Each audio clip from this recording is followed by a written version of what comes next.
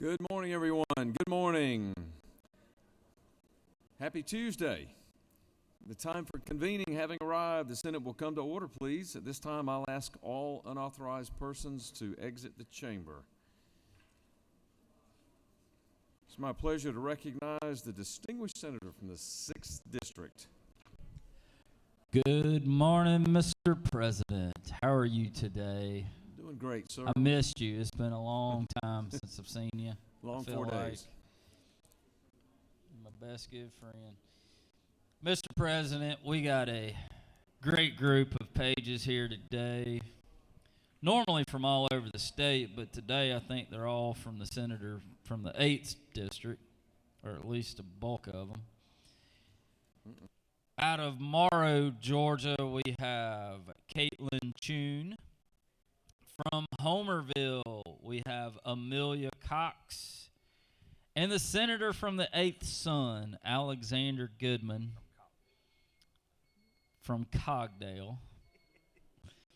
From Maynard, Georgia, we got Liliana Henderson. From Homerville, Jasmine Johns. From Grayson, Michael Kendall. From Homerville, Eliza Nipper and J. Lee Pearson. From Buford, Dana Reeves. From Maysville, Dustin Shipley. From Homerville, Aaliyah Smith, Callie Smith, and J.D. Smith. From DuPont, Jocelyn Thomas. Sorry, the senator from the 8th. Help me with my pronunciation. From Rennes, we have Nathan Thomas, and from Morrow, we have Savannah Tran. Y'all give these pages a big round of applause. We appreciate y'all being here to help us do the people's business in the Georgia State Senate. Mr. President, the journal has been read and found to be correct. Thank you, Senator from the 6th. Thanks for that distinguished reading and letting us know that all is well with the journal. And nice to have the pages with us this morning. Is there objection to dispensing with the reading of the journal? The chair hears none, and the reading of the journal is dispensed with. Is there objection to the confirmation of the journal? The chair hears none, and the journal is confirmed. Let's move on. All senators who have bills or resolutions to introduce, please bring them to the Secretary's desk at this time. Let's have the first reading and reference of Senate bills and resolutions. Mr. Secretary, read to us this morning. Senate Bill 339 by Senator Orrock of the 36th and others, bill to entitle an act to amend Chapter 2, Title 47, the Official Code of Georgia annotated related to the Employees Retirement System of Georgia. Retirement. Senate Resolution 391 by Senator Albers of the 56th and others, a resolution creating the Senate Study Committee on Artificial Intelligence, Digital Currency, and for other purposes. Banking and financial institutions. Senate Resolution 393 by Senator Jones of the 22nd and others, a resolution creating the Senate Study Committee on improving family caregiver services and for other Children purposes. and families. Senate Resolution 398 by Senator James of the 28th and others, a resolution recognizing March 14, 2025 as Black Midwives Day. Health and Human Services. Mr. President, that completes the order. Very good. Let's now have a reading and reference of House bills and resolutions, please. House Bill 699 by Representative Wade of the 9th and others, bill to be entitled an act to amend an act creating Board of Elections and Registration. House Bill 701 by Representative Chokis of the 151st and others, bill to be entitled an act to authorize the assessment of House Bill 714 by Representative Hitchens of the 161st, the bill to be entitled an act to provide for the creation of House Bill 719 by Representative Yerta of the 152nd, a bill to be entitled an act to amend an act to provide for the compensation of the chairperson and members House Bill 720 by Representative Yerta of the 152nd, a bill to be entitled an act to amend an act to House Bill 722 by Representative Stevens, the 164th and others, bills to be entitled an act to amend an act. House Bill 724 by Representative Franklin, the 160th, the bill to be entitled an act to amend an act to amend. Mr. President, that completes the order. Thank you, Mr. Secretary. The Secretary will read reports of standing committees. Mr. President, the Senate Committee on Insurance and Labor has had under consideration the following legislation, has instructed me to support the same mechanism Senate with the following recommendation. House Bill 197 do pass. House Bill 348 do pass. House Bill 422 do pass by substitute, respectfully submitted. Senator Walker, the 20th District Chairman. Mr. President, the Senate Committee on State and Local Governmental Operations Local has had under consideration the following legislation and instructed me to report the same act to the Senate with the following recommendation. House Bill 381 do pass. House Bill 608 do pass. House Bill 619 do pass. House Bill 622 do pass. House Bill 640 do pass. Respectfully submitted, Senator Dixon of the 45th District, Chairman. Mr. President, the Senate Committee on Transportation has had under consideration the following legislation, has instructed me to report the same act to the Senate with the following recommendation. Senate Resolution 283 do pass by substitute. House Bill 58 do pass by substitute. House Bill 156 do pass. House Bill 164 do pass. Respectfully submitted, Senator Dolezal of the 27th District, Chairman. That completes the order, Mr. President. Yes, sir. Thank you, Mr. Secretary. If you would please read bills and resolutions for a second time. Senate Resolution 323, Senator Eccles of the 49th and others. Senate Study Committee on making Georgia the #1 state for tourism. Create House Bill 34, Representative Washburn of 144th. Professional Licensing Board's continuing education tracking solution to monitor compliance of licenses with applicable continuing education requirements. Establish House Bill 38, Representative Martin of the 49th and others. Education needs-based financial aid program. Revised definition of eligible student. House Bill 51, Representative Burchett of 176 and others. Georgia Environmental Finance Authority finance and perform certain duties for projects relating to natural gas facilities. Authorized. House Bill 74, Representative Powell of the 33rd and others.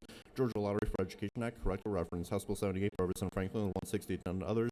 Employees Retirement System in Georgia, total percentage of funds invested in alternative investments, raise limit.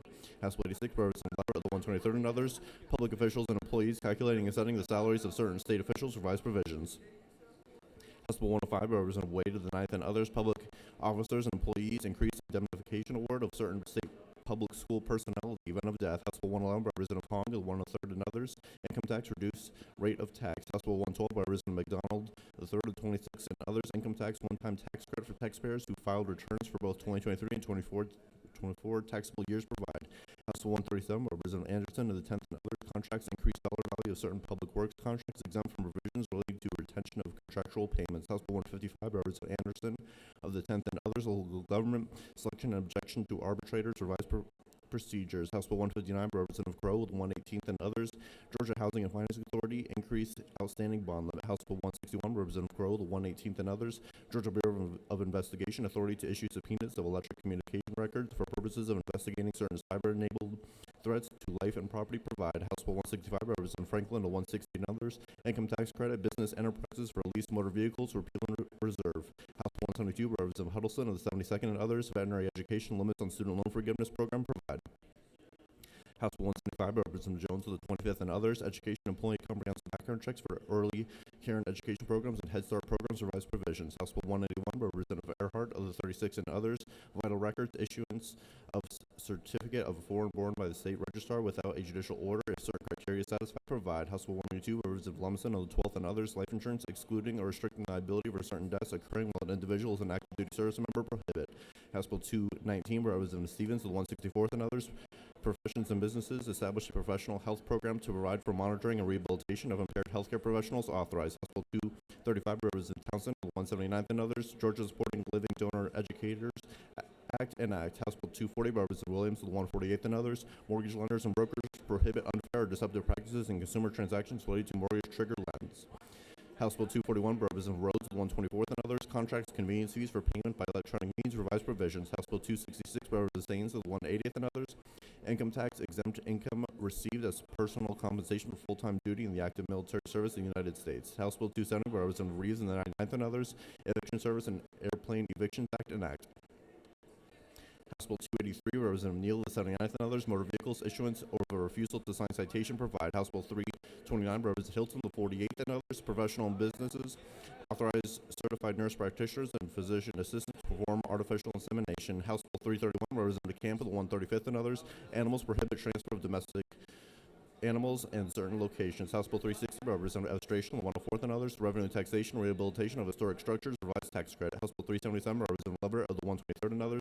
Building and housing, manufactured homes provisions. House Bill 392, Representative Martin of the 49th and others. Georgia Tax Court, certain events, revised dates. House Bill 398, Representative Hagan, the 156 and others. Food, drugs, and cosmetics, authorized production and sale of cottage food items with certain exemptions, requirements, and disclosures. House Bill 410, Representative Deloach, the 167th and others. Insurance Department of Efficiency and the practices provide. House Bill 414, Representative Jones of the 25th and others. Elections person to include certain non-residents, revised definition. House Bill 416 by Representative Administration, the 104th and others. Local government enterprise zones, revised class of retailer from which fees may be collected.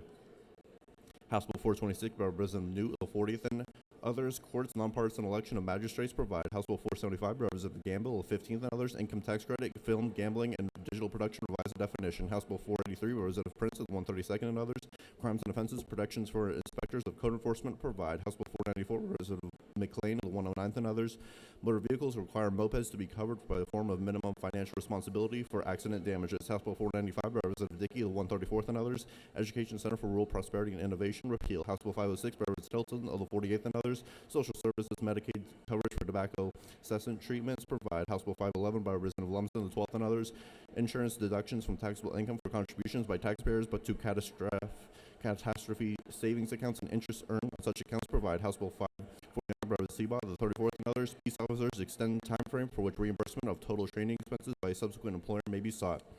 House Bill 584, Representative Peachtree of the 166 and others, health, reassign licensing and oversight of certain treatments and programs for departments of community health, behavioral health, and developmental disabilities. House Bill 586, Representative Williamson of the 112th and others, revenue taxation, intangible recording tax, revised notes. House Bill 614, Representative Jones of the 47th and others, local government prohibit use or ignition of consumer fireworks in proximity to certain facilities, housing, equines authorized. House Bill 645, Representative LaHood of the 175th and others, health, COVID-19 testing and staff members in long-term care facilities, repeal certain provisions. Mr. President, that completes the order.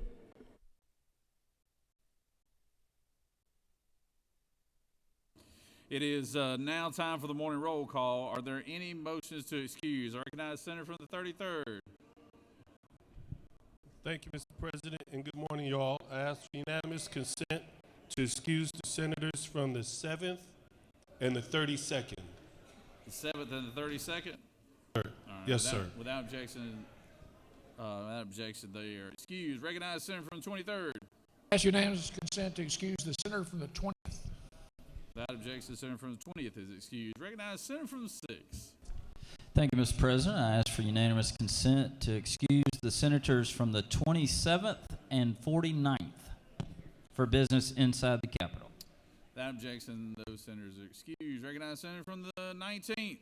Thank you, Mr. President. I move that we excuse the senator from the 42nd for business inside the Capitol. Without objection, the Senator from the 42nd is excused. Recognize Senator from the 43rd. Thank you, Mr. President. Good morning. I ask for unanimous consent to excuse a senator from the 26th.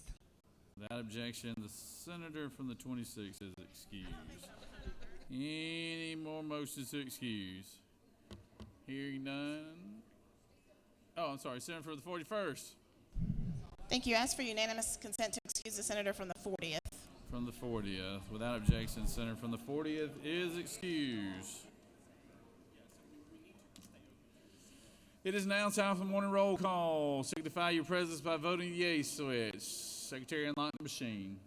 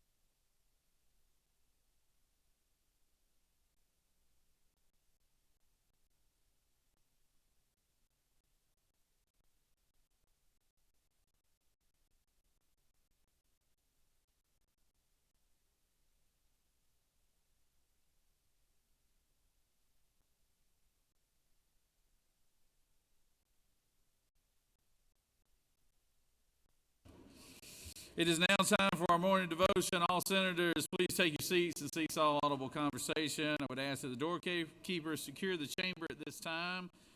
I now recognize the senator from the 45th to introduce our pastor today and lead us in our pledge. Senator?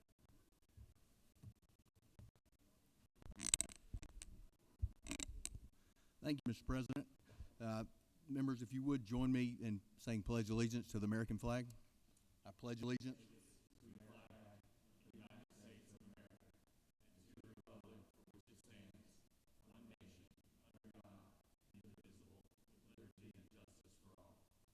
And now the Georgia flag.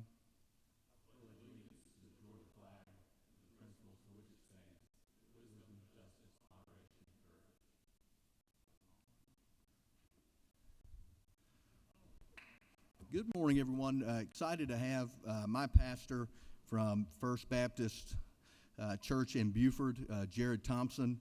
Jared was here with us last year. I've been a member for about a year and a half now, and as I told y'all last year, about this time was in February, my middle daughter and I had gotten baptized at our church, which was an amazing thing to do, an adventure and experience with my daughter, and seeing what the Lord's doing in her life is simply amazing. Pastor Jared has been with our church since 2015, so coming up on 10 years. He studied at the New Orleans Baptist Theology and Seminary. He also got his PhD at Anderson University. And I can't tell you the impact that Jared and his wife have had on our family over the past year and a half, and grateful and honored to have him here with us today. Without further ado, my pastor, Jared Thompson. Thank you. Well, thank you so much for having me. Thank you to Senator Dixon for having me down here today. And we love their family. I'm grateful to have my wife here with me today. And so I just want to speak to you for a couple of minutes this morning on young David being anointed as king and what we learned from that story in terms of our identity, where it comes from, and as well as what God truly values about us. In 1 Samuel chapter 16 and verse 6, the Bible says that as the prophet Samuel went to anoint David as king, it says that when they arrived, Samuel saw Eliab and thought, surely the Lord's anointed stands here before the Lord. But the Lord said to Samuel, do not consider his appearance or his height, for I have rejected him. The Lord does not look at the things people look at. People look at the outward appearance, but the Lord looks at the heart. So Samuel saw Eliab, and he immediately thought that this must be God's chosen king for one reason and one reason only. It's because Eliab looked the part. As Samuel looks around the family to whom God has sent him, he for a brief moment relies on his own understanding of what a king should look like. Because in his experience, the king only had one particular appearance. In 1 Samuel chapter 9, we learned that the king before David, who ended up being very disobedient, it says about him that Kish had a son named Saul, as handsome a young man as could be found anywhere in Israel, and he was a head taller than anyone else. Now, I don't know how many of you have seen Braveheart, but William Wallace it's said he was about 6.5 feet tall. So leaders in those days, if you were a tall person, some would say it's still true today. I don't know if it's true today or not, but especially in ancient times, if you were a head taller than everybody else, you had a great opportunity to be a leader. And he assumed that Eliab would be king because the only thing he knew was tall kings. And many times in life, we think that things are the way they are and will always be the way they are because it's all we've ever known. We feel like we can't break free of generational curses. We can't break free of the way things are because that's just the way that they've always been. But I wonder this morning if what's holding us back sometimes is not our circumstances, but it's simply a lack of faith and seeking the face of God through prayer. Now, there's a danger in making decisions in life based on appearances. Remember the oldest sin in the book in Genesis chapter 3 and verse 6 where it says, when the woman saw that the fruit of the tree was good for food and pleasing to the eye and also desirable for gaining wisdom, she took some and she ate it. She also gave some to her husband who was with her, and he ate it. And so Adam and Eve saw the forbidden fruit and said to themselves, how can this be wrong? It looks so good. We often do that in our own lives, but Proverbs 14 and verse 12 says that there's a way that appears to be right, but in the end, it leads to death. And the converse of that is found in Proverbs 3 and verse 5, where it says, trust in the Lord with all your heart. Sometimes it's hard to trust with our eyes, isn't it? Sometimes we see our circumstances in front of us, and it doesn't seem that we can trust those, but it says that we can trust in the Lord with all of our heart and lean not on our own understanding. In all your ways submit to Him, and He will make your path straight. Do not be wise in your own eyes. Have you ever known someone who was wise in their own eyes? They thought they were smart, and it was pretty obvious to everyone else that they weren't all that smart, but to them, they really felt that strongly that they were. Well, really being wise in our own eyes is simply another way of saying that I'm blind to myself. And so, he says, don't be wise in your own eyes, fear the Lord and shun evil. This will bring health to your body and nourishment to your bones. And so God says, don't look at His appearance or His height, because God doesn't value what's on the outside nearly as much as what's on the inside. Now, why is that? Well, because what we do flows from who we are. This is why the Scripture says in Ephesians chapter 2 and verse 8, for it is by grace you've been saved through faith, and this is not from yourselves, it is the gift of God, not by works, so that no one can boast. So first of all, he urges us to be saved, not by our works, but by faith in Jesus Christ. And then in verse 10 it says, for we are God's handiwork, created in Christ Jesus to do good works, which God prepared in advance for us to do. So he's not against good works, we just need to view them correctly.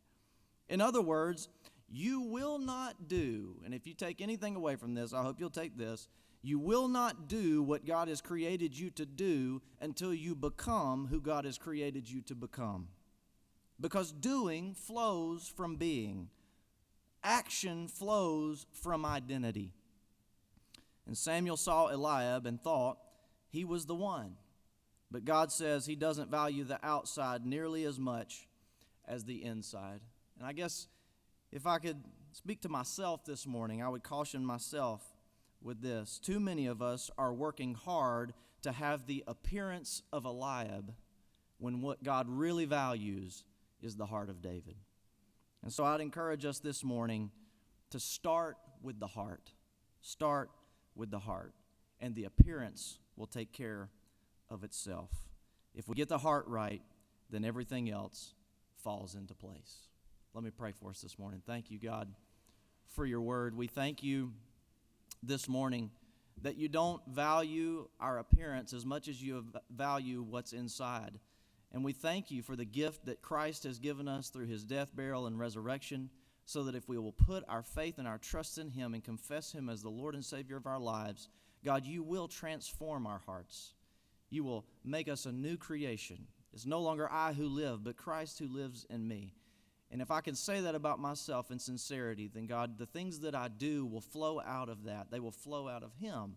And may we be people, especially those of us who claim the name of Jesus Christ, may we be people whose actions flow straight from our faith in Christ Jesus. We love you.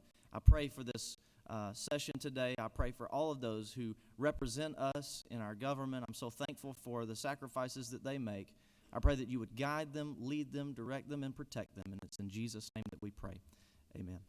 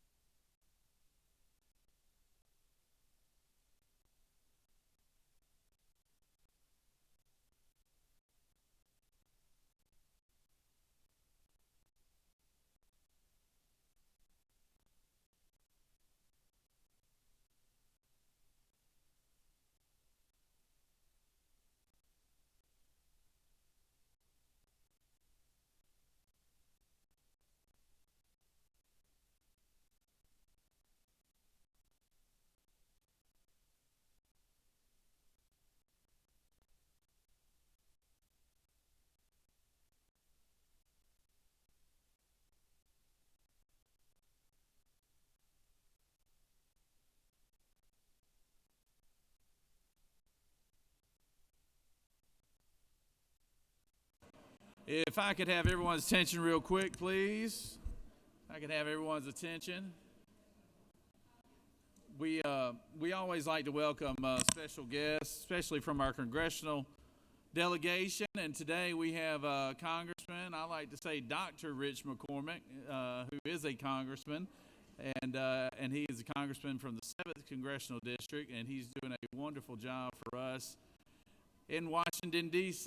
When there's sometimes there's not a lot of good news that comes out of Washington. I can actually say that the work that Dr. Rich McCormick is doing is wonderful work. He's representing his people in District 7 very well. He's got a very decorated past. He's from his educational to his military service to his public service now as an elected official. It's really a great pleasure to have him down here today. And if y'all could give him your attention, and let's give him a warm welcome here, Dr. Rich McCormick.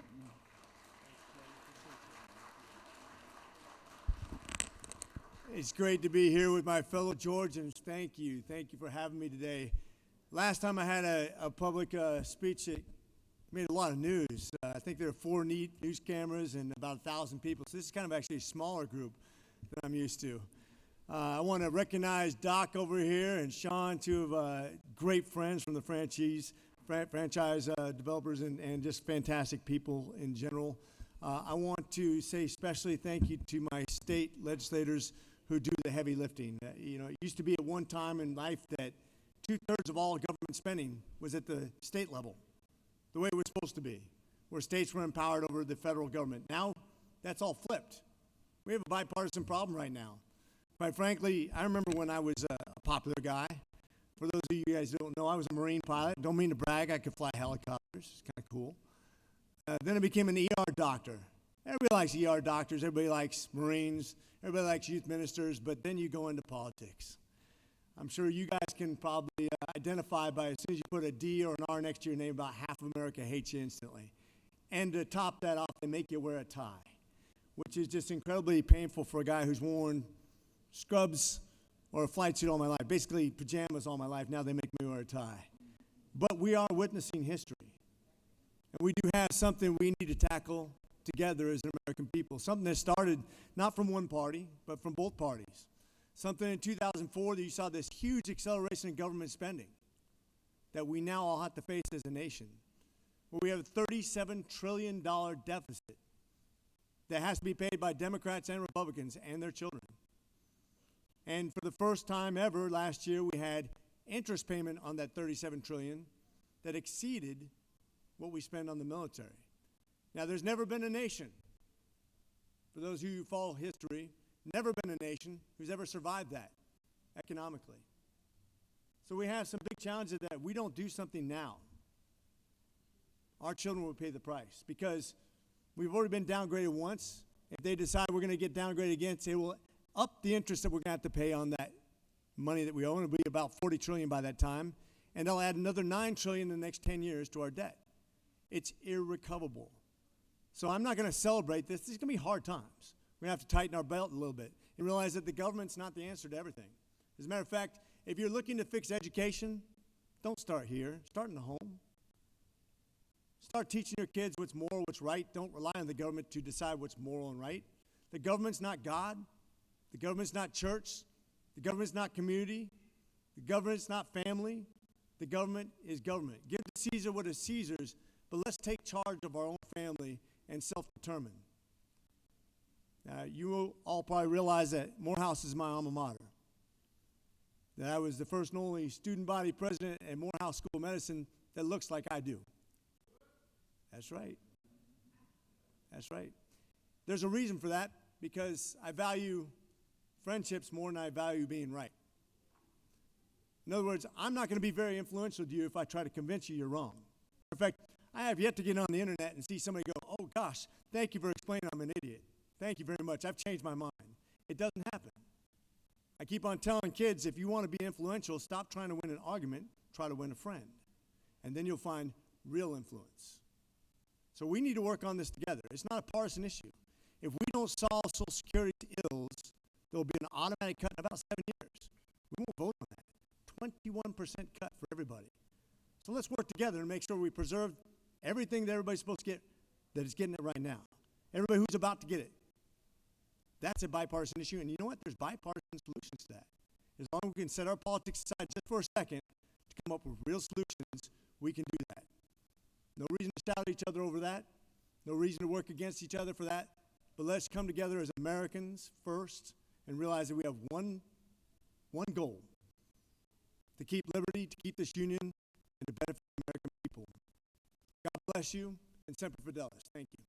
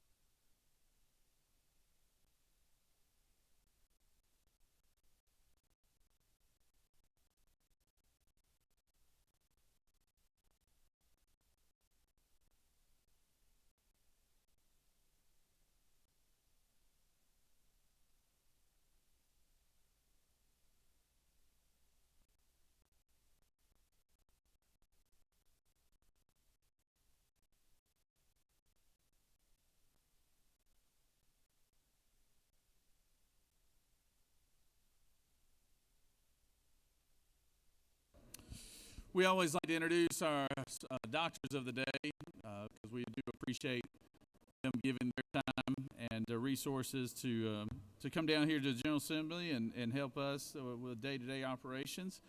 And to do that, I'm going to recognize our senator from the 52nd to introduce our doctor of the day. Thank you, Mr. President.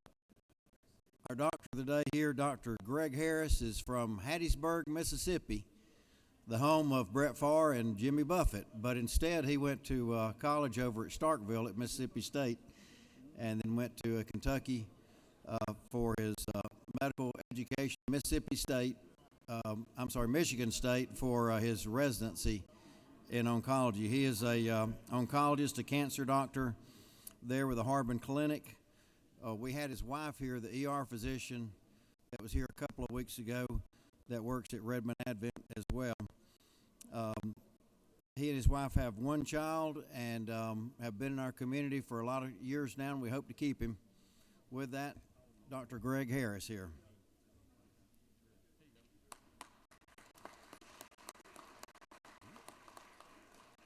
Good morning, Mr. President and the esteemed members of the Georgia State Senate. It is an honor to stand before you today to be the Doctor of the Day, offering my service and support for the health and well-being of this chamber. As a physician, I deeply appreciate the work that you all do to shape the policies that impact the health of our communities across Georgia. Healthcare is a vital part of our state's future, and I'm grateful for the opportunity to contribute, even in the smallest of a way, to help the work that you do here. If there's anything that I can do to assist you today, please do not hesitate to reach out. And thank you for your service, and thank you for having me here. All right, good job, good job.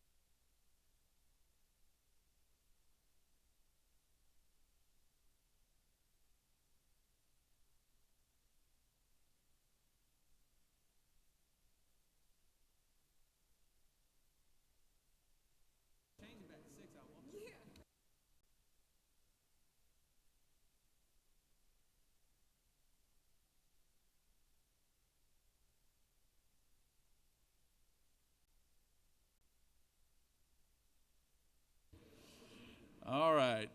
We have some special guests here today and have a resolution to recognize these fine folks. Secretary, read the resolution.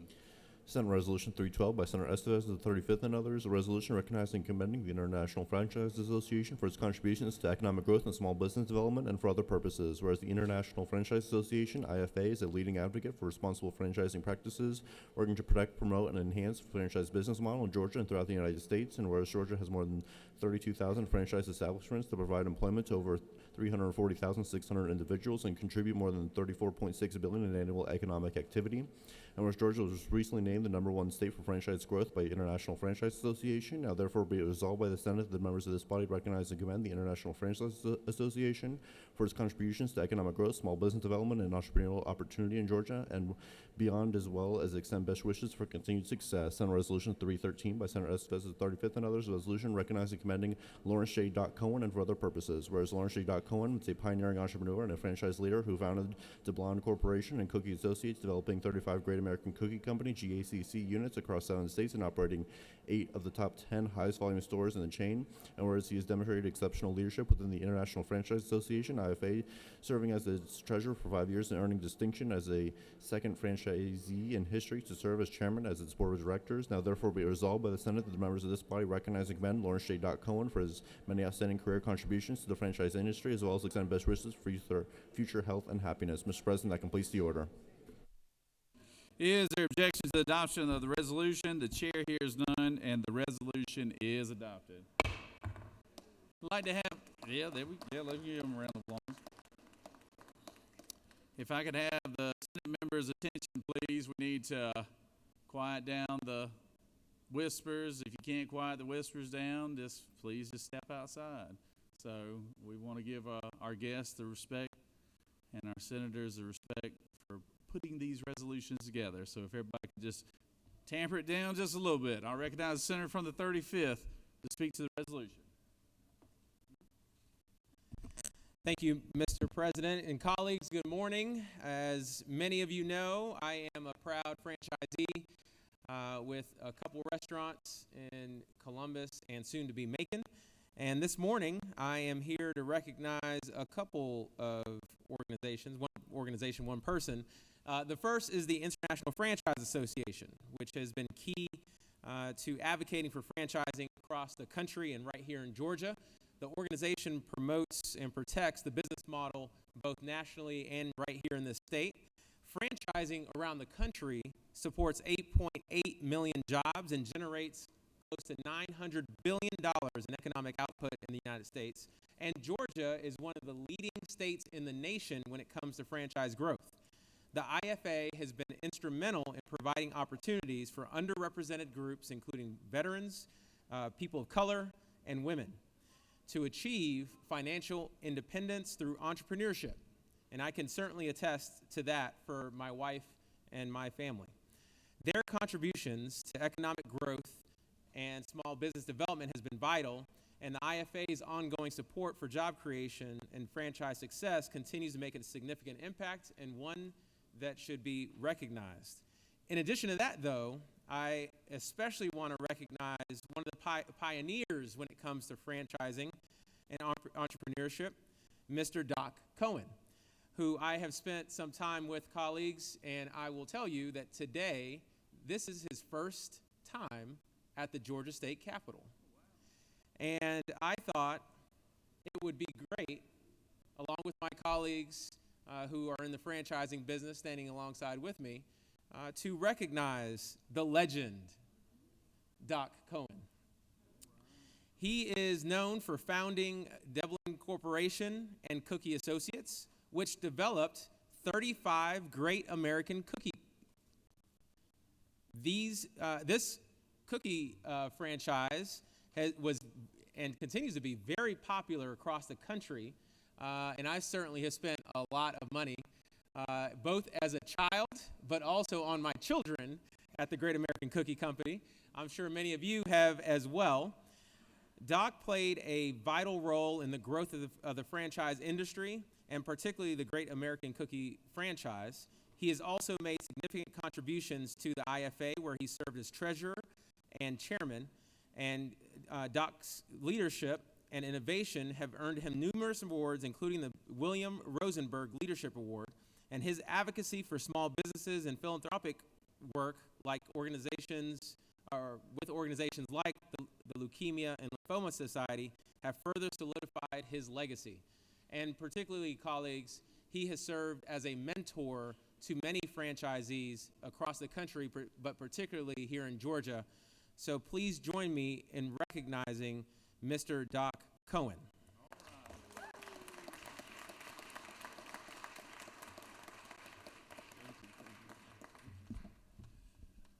Well, that was quite unexpected. Thank you. I'm really touched by that. Do I get to vote now? Well, I had some remarks prepared, but I'm going to throw those out the window because I'm kind of overwhelmed. But for those of you who are not aware, the first franchisor in the country was Benjamin Franklin, and I mentored Ben. I helped him develop his printing franchise, and then Singer came along, and they were a franchise, and I came into franchising in, believe it or not, before most of you were born, probably in 1978, when I found myself a vice president of a drugstore chain out in California, and we had some financial problems, which I discovered, and I got in charge of correcting it and had to fire everybody, including myself. And so I had no job. And my sister saw this startup here in Atlanta called Great American Cookies. And so it's a long story. I won't bore you with all of it, but I ended up taking the proverbial flyer and joining the company to become their first franchisee. And I have to tell you that franchising enabled me to achieve my American dream. Here I am, unemployed, looking for work. I had no money. The funny thing is my brother-in-law and sister said, well, how much do you need? I said, I need $25,000. And they said, well, we'll partner with you. We'll put up half. And I said, well, that's great. Can I borrow my half from you? And they did lend it to me, and the rest is history. And I have to tell you that the IFA allowed franchisees to come in back in 1993. And I was fortunate enough to become one of those franchisees. And franchising turned into something that created opportunities for people like me and people like Senator Estevez and Senator Halpern and Lieutenant Governor and probably some others here. And I can't tell you how important it is and how much it means to you, your neighbors, your family, because we are the people who are your neighbors. And what a lot of people don't understand is that the Great American Cookie or the McDonald's down on the corner are not owned by some corporate entity in Chicago or in Atlanta or in Los Angeles. They're owned by your neighbors. And we're hiring your children, and we're teaching your children something about ethics and integrity, because frequently we're the very first people to hire your kids. And so I want to thank you for your support of franchising, which also supports small business, because franchising really is about small business. And so when you vote for issues that are impacting franchising and small business, remember that it affects your neighbors, their children, your family. And so I want to thank you for your support. I want to thank you for this very unexpected honor. I'm very thrilled by it. You can tell I'm kind of choked up here, but just keep doing the right thing and let franchising help grow this great economy that we have in this country, because we are the engine that drives the economy in the United States. And I'm happy to share some figures with you afterwards if anybody has questions. Anyone have questions? Thank you again. I'm honored.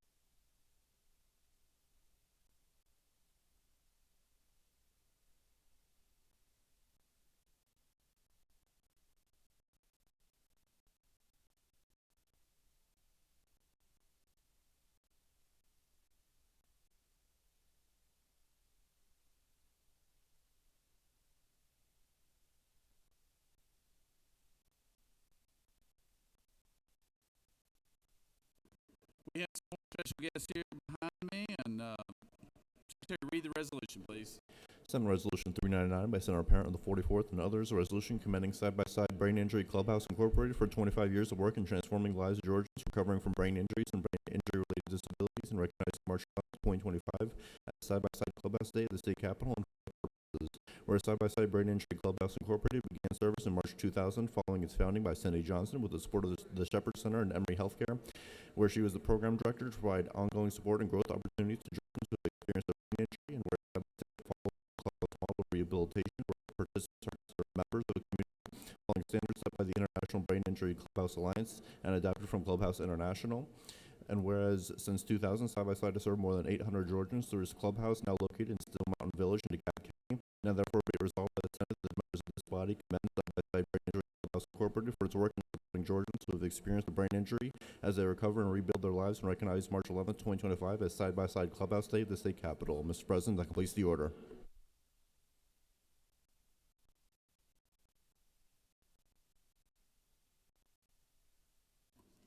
Is there objection to the adoption of the resolution? Chair hears none, and the resolution is adopted. Recognize the senator from the 44th to speak to the resolution. Thank you, Mr. President, and good morning, colleagues, and those watching us from the gallery. It is my honor this morning to commend Side-by-Side Brain Injury Clubhouse on 25 years of work transforming the lives of Georgians recovering from brain injuries and brain injury-related disabilities. Side-by-Side started 25 years ago this month with support from the Shepherd Center and from Emory University to provide support and ongoing growth opportunities to Georgians who have experienced brain injury.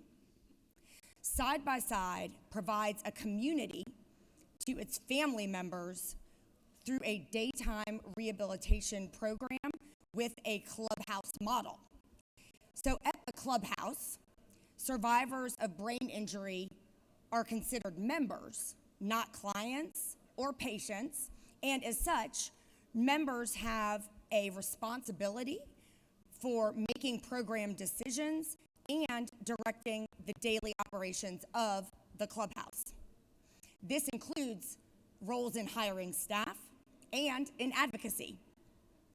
At the clubhouse, people with brain injuries experience friendship, acceptance, and purpose. Side-by-Side is Georgia's only brain injury clubhouse, and it is considered the state's only purpose-driven work program for men and women recovering from brain injuries. Since 2000, Side-by-Side has served more than 800 Georgians, and its consistent impact makes it an asset to DeKalb County and to the entire state of Georgia. Please join me in congratulating and commending Side-by-Side Brain Injury Clubhouse on the occasion of their 25th anniversary.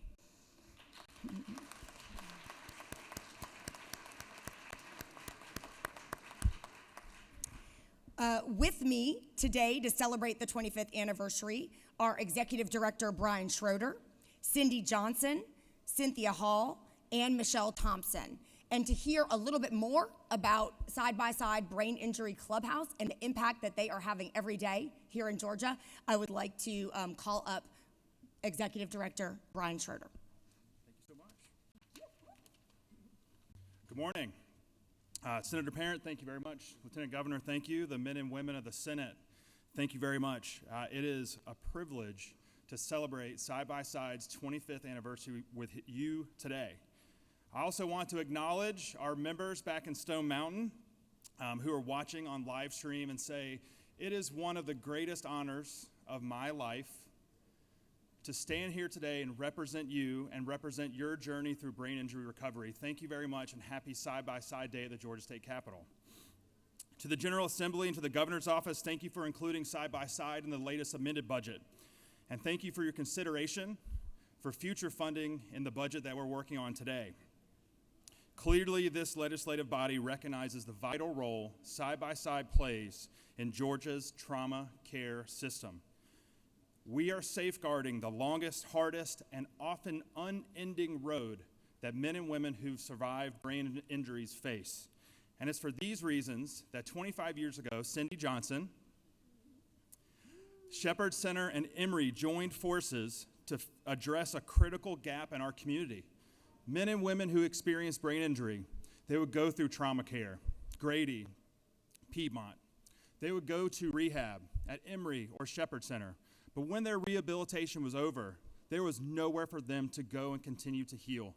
Often they would return home with very little care, and they would face setback after setback and a lack of community and purpose, and ultimately a lack of hope. Side by Side was founded to fill this void.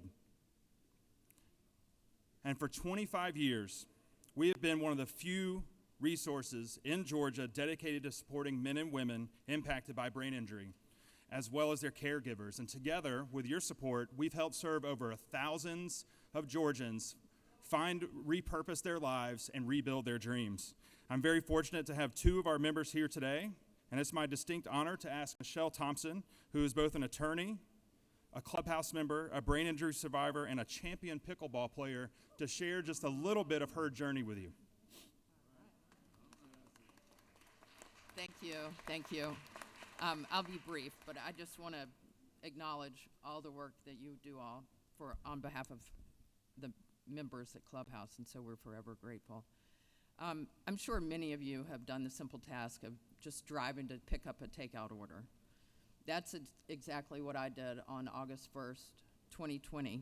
I parallel parked in front of a restaurant, and my spouse hopped out of the car to grab the order. While waiting, I had the windows in the car down. I was listening to Audible. The car was in park. I was just chilling. But then I heard an engine roar behind me, and I happened to glance in my rearview mirror to see a huge white pickup truck heading straight for my car. And then the next thing was just darkness. At that point, I was nearly killed by a drunk driver. And that's how simple it is to get a brain injury. It changes the course of your life forever. As Brian said, I'm still a barred member of a licensed member of the bar, but I cannot no longer practice because of my brain injury. And these are all the stories at Side by Side where everyone had careers that have been impacted, and it's so simple to get a brain injury. There are people at the clubhouse who tripped walking to their car, or very just day-to-day tasks. And so it's so important that there's the next step in trying to build life after brain injury, and Side by Side is that place. And so we're grateful for your ongoing interest and support. Thank you.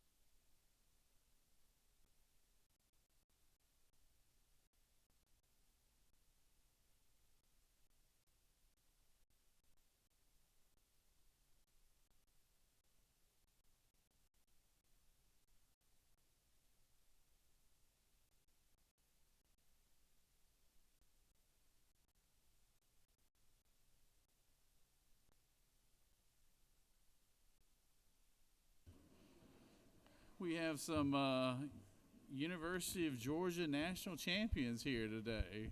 Proud to have them. Secretary, read the resolution. Senate Resolution 269 by Senator Bratz the Sixth and others. Resolution congratulating the University of Georgia women's tennis team for winning the 2025 ITA National Team Indoor Championship and for other purposes. Whereas this superlative team continues its triumphant season of tennis competition by securing the 2025 ITA National Team Indoor Championship, marking its 7th national championship and 5th national indoor title in program history. And whereas this phenomenal performance of this team is a clear indication of the outstanding athletic ability, dedication, hard work in the right direction, use of tools, and unity of purpose, and spirit of each member of the team, its superlative offense and defense talents, and the ability to fit capability to opportunity under the astute direction of head coach Drake Bernstein, the fastest coach in program history to win the national championship at the helm. Now therefore be it resolved by the Senate that the members of this body congratulate the University of Georgia women's tennis team for winning the 2025 ITA National Team Indoor Championship and extend best wishes for continued success. Mr. President, that completes the order. Is there objection to the adoption resolution? Chair hears none, and the resolution is adopted. Always glad to have particularly some local national champion tennis players here with us today from the UGA's women's tennis team. And what better person to introduce them than Coweta County's badminton champion, Matt Brass. Senator?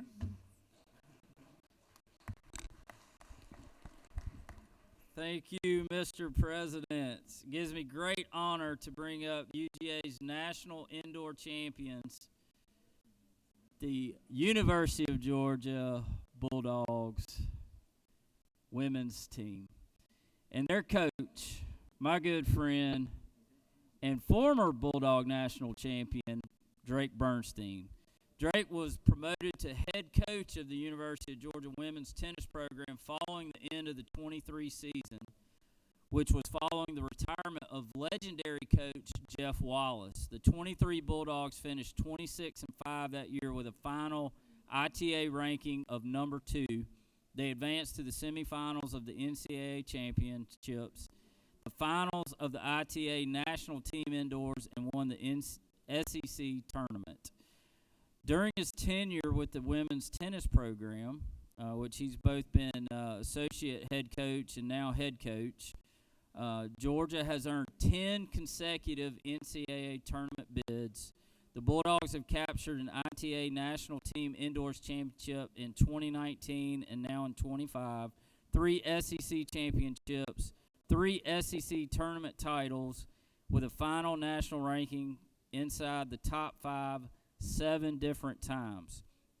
Bernstein played an integral part in the development of 36 All-SEC honorees, 36 All-Americans, 31 ITA Scholar athletes, 3 SEC Freshman of the Year selections, 2 SEC Players of the Year, and 1 National Player of the Year.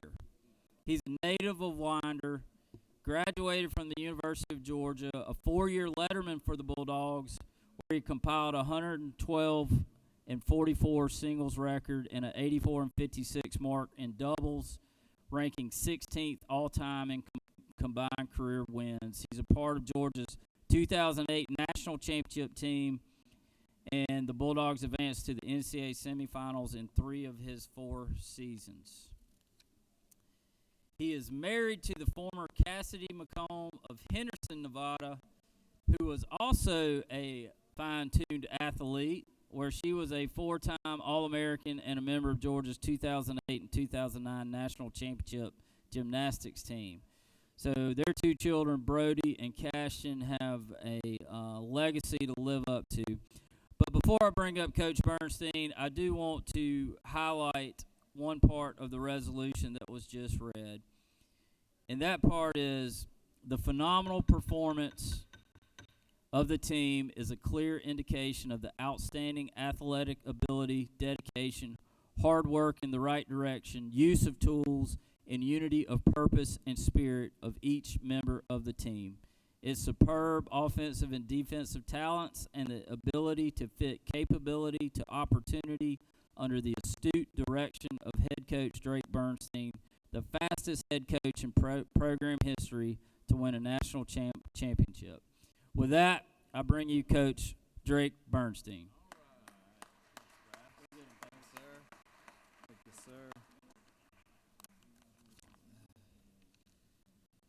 Thank you, Governor Jones and Senator Brass, and the men and women leading this Senate for this invitation. My name is Drake Bernstein, proud head coach, UGA women's tennis team. Just like Noonan native Senator Brass is Cougar born and Cougar bred, I'm Bulldog born and Bulldog bred. I've had the great fortune of living in Georgia for the better part of the last 30 years, growing up in Winder, playing my college tennis at the University of Georgia, being the associate head coach for 11 years now. In my second year as head coach, I'm living the Georgia dream. Here with me today is Hayden Mulberry, freshman from Marietta and Walton High School, who won her first collegiate national event and was named to the all-tournament team and played a key role in bringing the trophy back to Athens. And senior Dasha Vidmanova, the current #1 player in college tennis, NCAA singles champ, and NCAA doubles champ. James Oglethorpe envisioned a Georgia as a colony of opportunity built to serve others and the greater good. Non sibi sed alis, not for self, but for others. As a team, we discussed this concept in January and set out to embody that ideal through all the challenges that were in front of us. By keeping others and the bigger picture as our focus, we are fortunate enough to bring a national team championship back home to Athens. These two ladies represent that idea, not only by how they compete within the lines of a tennis court, but how they represent our state's flagship university. And again, we're thrilled to bring this trophy back to Athens and Georgia. We look forward to continuing to represent our university and great state of Georgia with pride for years to come. Once more, thank you to the Chamber on behalf of our staff and whole team who made this championship possible. Go Dogs.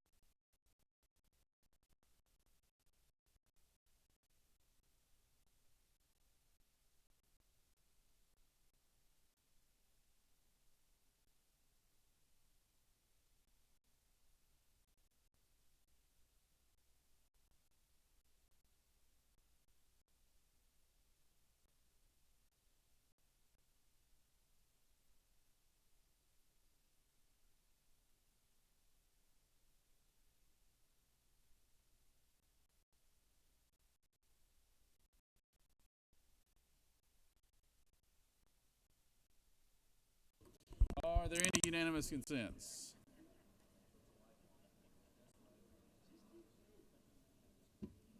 Without any unanimous consents, we will go to points of personal privilege. I recognize the pro tem, Senator from the 18th, for a point of personal privilege.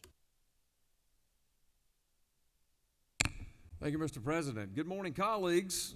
It's that special time of year we get to introduce, and I get to the honor of introducing some real special guests. We always love seeing our Georgia Peach Queens here, and they are here, and I want to acknowledge and ask them to rise today. Our Peach Queens, are y'all up there? Peach Queens, our 2024 Georgia Peach Queens. Let's give them a nice round of applause.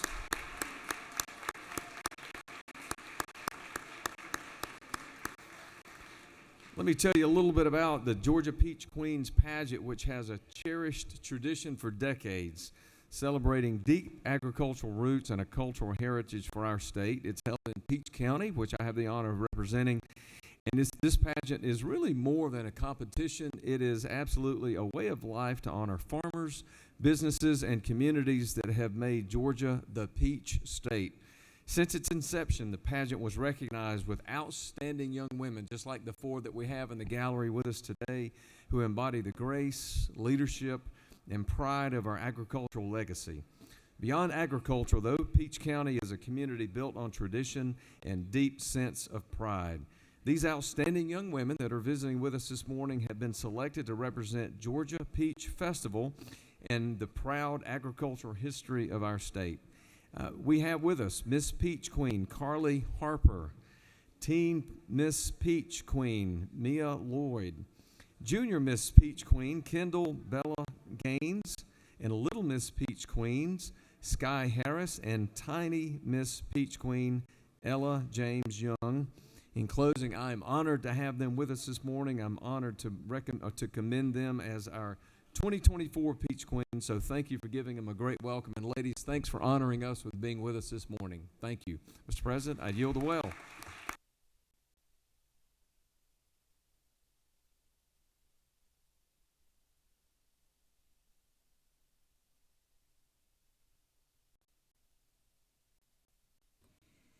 Recognize the senator from the 32nd.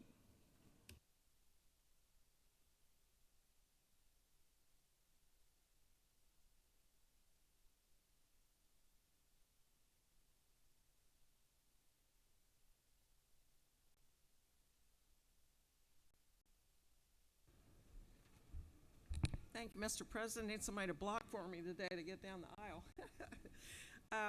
Today's Japan Day at the Capitol, and there are a bunch of Japanese companies down in the South Wing. If anybody wants to visit their tables, I hope you get the chance. There's also a reception from 4 to 6 this afternoon in 216. And we've got some of our business folks up in the gallery. There are over 700 businesses, Japanese businesses in the state of Georgia, employing more than 40,000 employees. So with us today, we've got Consul General Mio Maeda, if you could stand up. So happy you're here. And a lot of Japanese businesses, if you guys could stand, and thank you so much for coming to the Capitol today.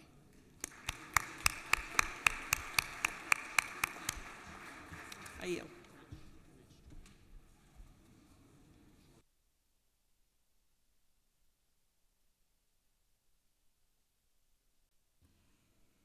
Recognize the senator from the 26th.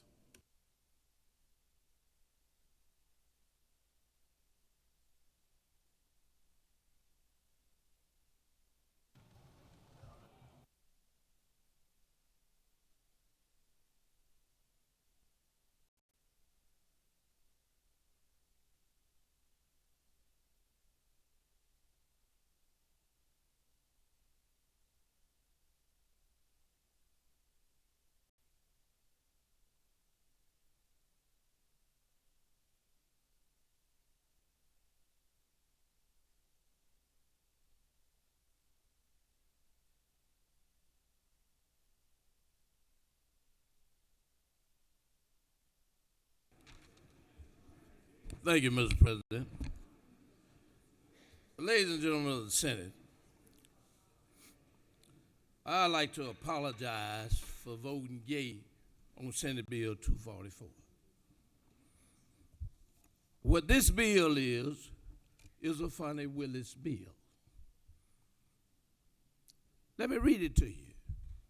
In the event based upon a motion by the defendant in a felony or misdemeanor criminal case, that the prosecuting attorney in such case is disqualified due to improper conduct on the part of such prosecuting attorney, the defendant shall be entitled to an award of reasonable cost and attorney fees in the case.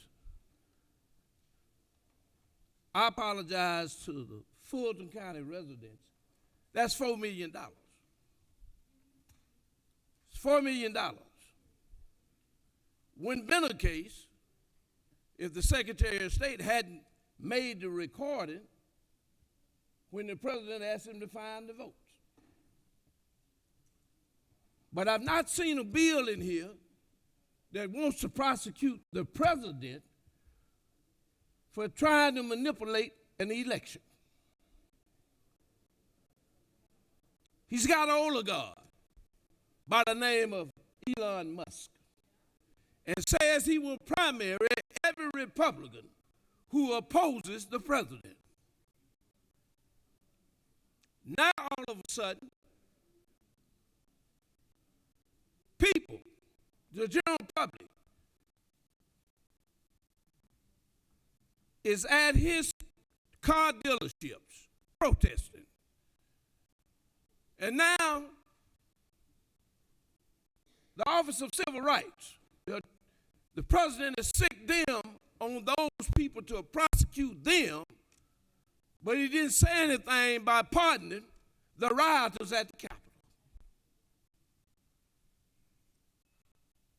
Now, Elon Musk might be the richest man in the country. And the president might have a couple of million. Mr. President, you might not have as much money as Elon Musk, but you ain't in bad shape. And so what I say to all of you, if you scared, say you scared and let the general public know you scared and don't run for office. I yield the will. The senator has yielded. Recognize the senator from the 44th for appointed personal privilege.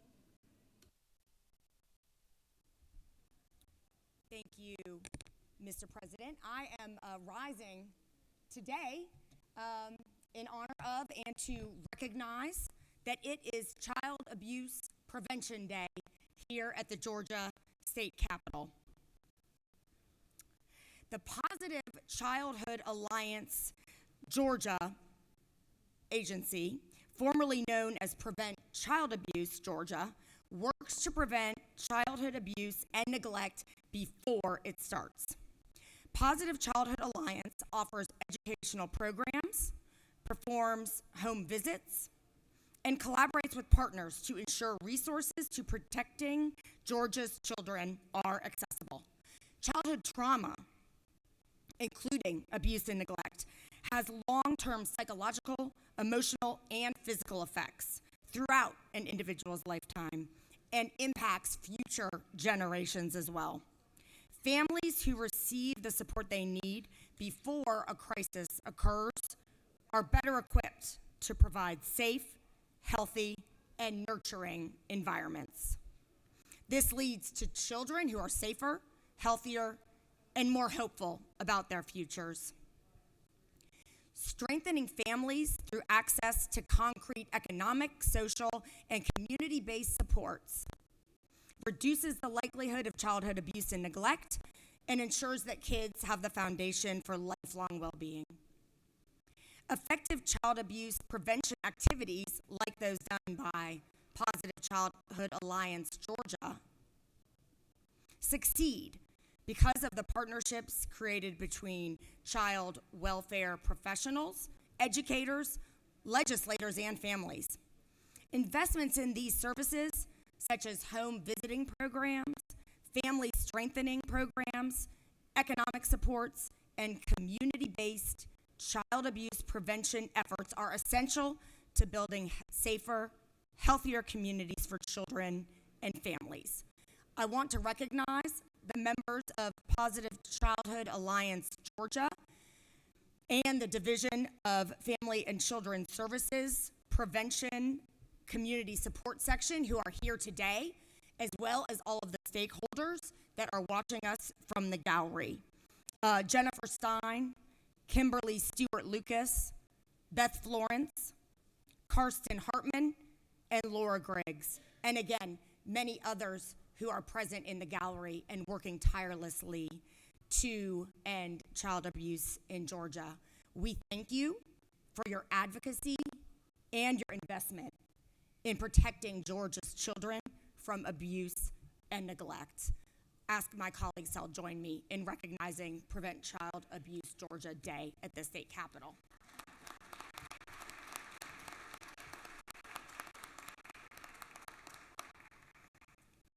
Thank you, Senator.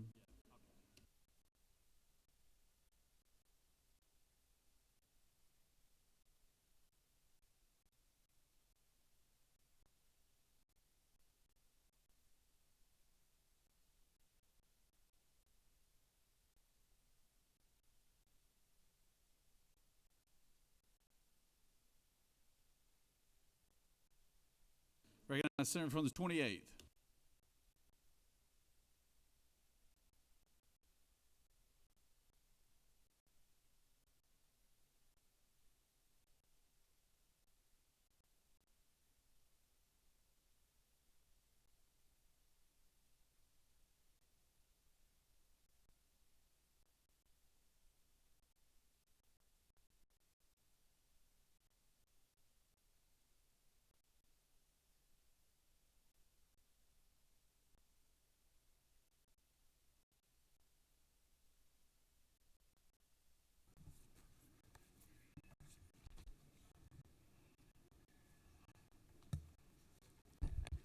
Thank you, Mr. President.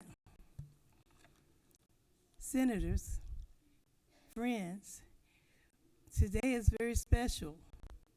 You know, together we stand and divided we fall. So we don't mean just us in this room, but all the people all over the world. Today is International Diaspora Day at the Capitol.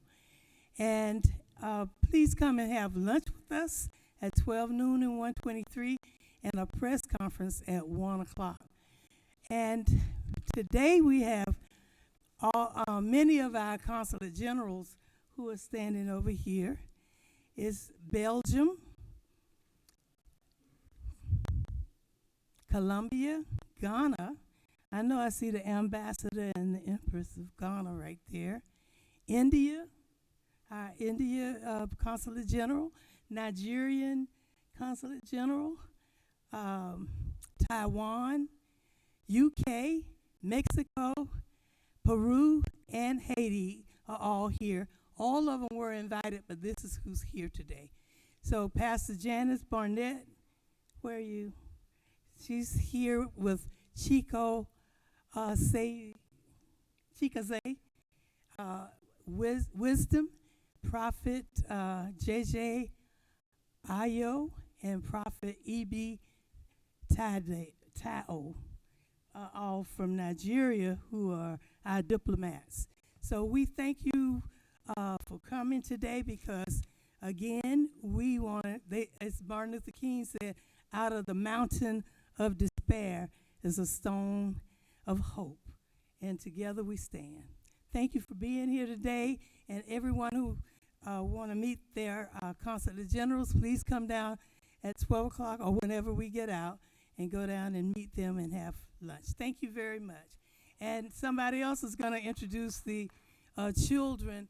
All of you, please, the diaspora people who are in the gallery, please stand and be recognized.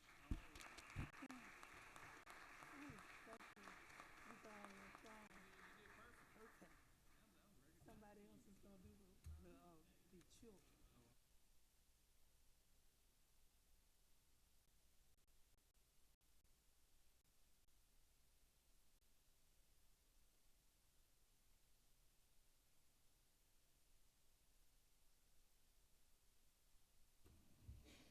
Recognize the senator from the 21st.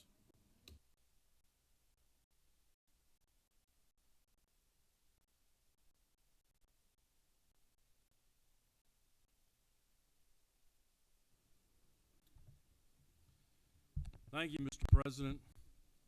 Senators, we get a weekly dose of Trump news from the senator from the 14th. So I've decided to give you a weekly or maybe even a daily update on news, what I'm calling the Fani Follies. Okay? I think it's important that I point out that we have a district attorney, Fani Willis, in our capital city of the county, of the state, of the county, that has zero regard for the law. Let me repeat that. Our DA has zero regard for the law. It was in today's paper. DA violates Open Records Act, fined $54,000. Fulton County Superior Court Judge Rachel Krause has recently fined DA Willis $54,000 and ordered the DA to turn over all applicable records within the same time frame the fine is due. Just the latest development in the long-running open records dispute between the DA and the defense attorney, Ashley Merchant. I ask you, what is the DA hiding? Why is the DA so afraid what will be made public? What would she hide? Why will she not do the open records request? I think I know what it is. I don't think she wants it to be made public that she had communications with Jack Smith and the Biden Department of Justice on how to take down President Trump during the election through the legal system. It was a coordinated effort that backfired on the DA. You talk about a possible RICO case, that's a RICO case. But I'm standing here today to tell you DA Willis is not above the law. She's either lazy or she's arrogant. or maybe both. But either way, she must comply with our Open Records Act. I have today written a letter to our Attorney General, Chris Carr, requesting he take action against D.A. Willis. Attorney Carr is the top law enforcement officer in our state, and I'm asking him to get off the sidelines, get in the game, and act now. It is time for our Attorney General to quit waiting on the courts and show some leadership and not let this DA continue to make a mockery of Georgia law. I'll be back tomorrow, Mr. President, with another episode of Founty Follies. Mr. President, I yield the well. Senators yielded. I recognize the senator from the 9th.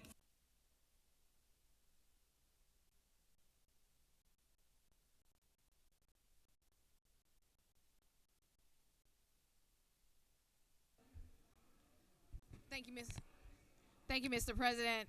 I always hate to follow the senator from the 26th, and I'm with you. If you're scared, say you're scared. That's gonna be the motto for today. If you're scared, say you're scared. But that's not what I came to talk about this morning.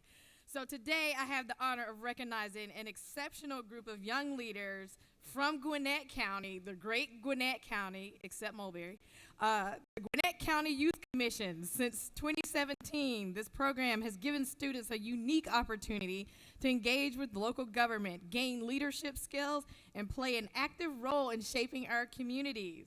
To our youth commissioners, you are the future of the great Gwinnett County. Your dedication to learning, service, and advocacy is admirable. We are proud and excited to see what you all will accomplish. Congratulations, keep leading the way. And if you're in the gallery, if you'll stand up. If not, yes, they're here. Awesome, yes. Y'all give them a hand from the great Gwinnett County. Yes, Gwinnett's finest. And with that, Mr. President, I yield the will.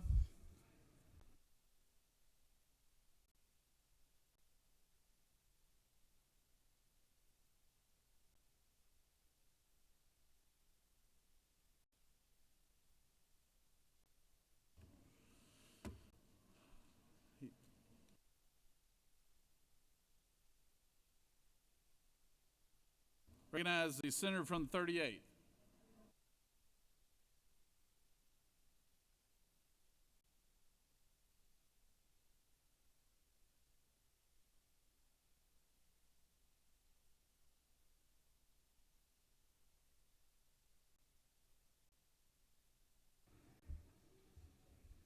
Good morning. Thank you, Mr. President. Colleagues, it's my honor to recognize the Georgia Council of Court Administrators for its outstanding contributions to Georgia's judicial system. I'm not sure if we have folks in the gallery, but as a collective body of court officials and professionals, GCCA is dedicated to enhancing the professionalism of all tiers of Georgia's judicial system. Their mission is to promote the education of court administrators, ensuring they can professionally, ethically, and efficiently execute the operations of our courts. This work is critical in upholding the integrity and effectiveness of our justice system. Today, we are privileged to have with us GCCA President Timothy Ezel and members of the GCCA Executive Committee who lead this charge with dedication and excellence. It's only fitting that we formally recognize their service. Therefore, I'm honored to present the Senate resolution in their name. Thank you for your leadership and commitment to the courts and the people of Georgia, and congratulations. If anybody's here, they may have left, but thank you for your service. All right. And with that, I yield the will. Recognize the senator from the 39th.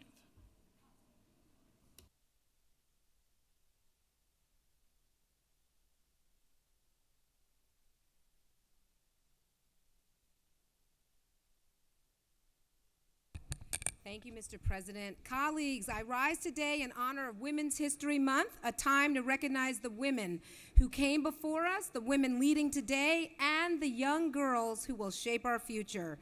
Too often, history only remembers a few names, but progress has always been built by countless women whose stories were never recorded. Women who didn't fight for recognition, but for the simple right to be seen, heard, and valued. And that fight isn't just history, it's happening now.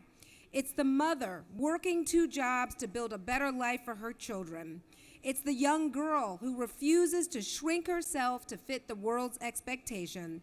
And it's the women in this chamber and across our state who keep pushing forward, not just for themselves, but for those who come next. So today, let's do more than honor women's history. Let's commit to a future where every woman and girl has the chance to write her own story. Because when women rise, we all rise. Thank you. Recognize the senator from the 14th.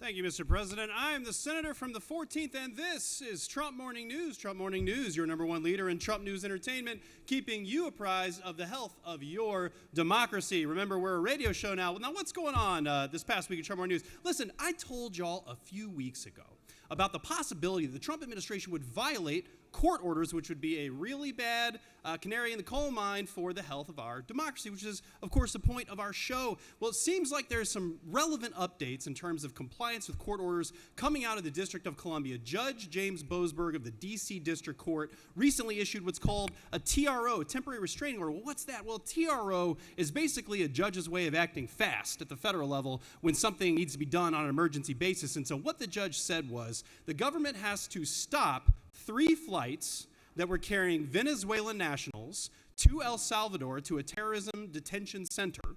And the reason was that the president didn't really have authority under what's called the Alien Enemies Act. You all ever heard of the Alien Enemies Act? Basically, it's a very old law that says that the president has certain powers in wartime. Well, it doesn't seem to apply, so it's not really available as legal authority to deport those people. Well, what did the court do? The court said you can't deport those people. Those planes are in the air. You need to turn around the planes that are in the air. What did the government do? Ignored those court orders. That's what it seems to have happened. So the court, which has the inherent power to enforce its own orders, inherent authority, asked the government's lawyers to come back into court to explain at what time exactly those planes were in the air so that the government, or the court knows if the government complied with the court order or not. And what did the DOJ say to the court? Well, unfortunately, the DOJ said, well, we can't tell you that. The court said, well, we're in an open hearing. I've been on the FISA court. You just walk up to me and tell me in my ear how many planes, how many people, what time. I said, no, I can't tell you that. I'm under orders from DOJ higher-ups not to tell you that. Buzzer, buzzer, radio show noises. Here's the point where we got to think about enforceability of orders, folks. If U.S. citizens were to get detained and shipped out of the country by plane, the DOJ's official position is we can't tell you who was on the plane. We can't tell you what time the plane was in the air and got the order. We can't tell you when the plane landed. And then we got photos that mainstream media ran of people, prisoners, being head down after they got off the planes, being moved into the detention center for propaganda. Only one problem. A renowned photo editor on Instagram pointed out that the metadata of those photos, the timestamps showed that those photos couldn't have been taken after the planes landed. They were taken before the planes landed, which means that there is a staged propaganda effort with multiple governments collaborating to make it look like serious, dangerous people are being deported. But they did so in violation of court orders. They wouldn't even tell the court the information needed for the court to be able to enforce its own orders. This is bad news, folks. Bad news is why we do Trump Morning News, to tell you about the news, to keep you apprised of the health of your democracy. I can see that everyone is rapt by these developments in the constitutional order. And so am I. Anyway, we're here for round 1 of Trump Morning News. Obviously, we'll have a special 60 Minutes installment later on during the rules calendar. But Mr. President, as always, it is my pleasure to be up here, give you the news, reminder your state legislators, and there's nothing you can do directly about this except check your phone and drink coffee. And there's nothing the Republican Party could have done in the last 20 years to prevent this from happening. Thank you, Mr. President. We'll see you next time on Trump Morning News. All right, Senator. You know, I'm a little worried, Senator. You weren't holding everybody's attention like you usually do. I'm a little worried about your ratings right now. I know. We got to spice it up something next time. But good job. All right. Recognize the senator from the 48th.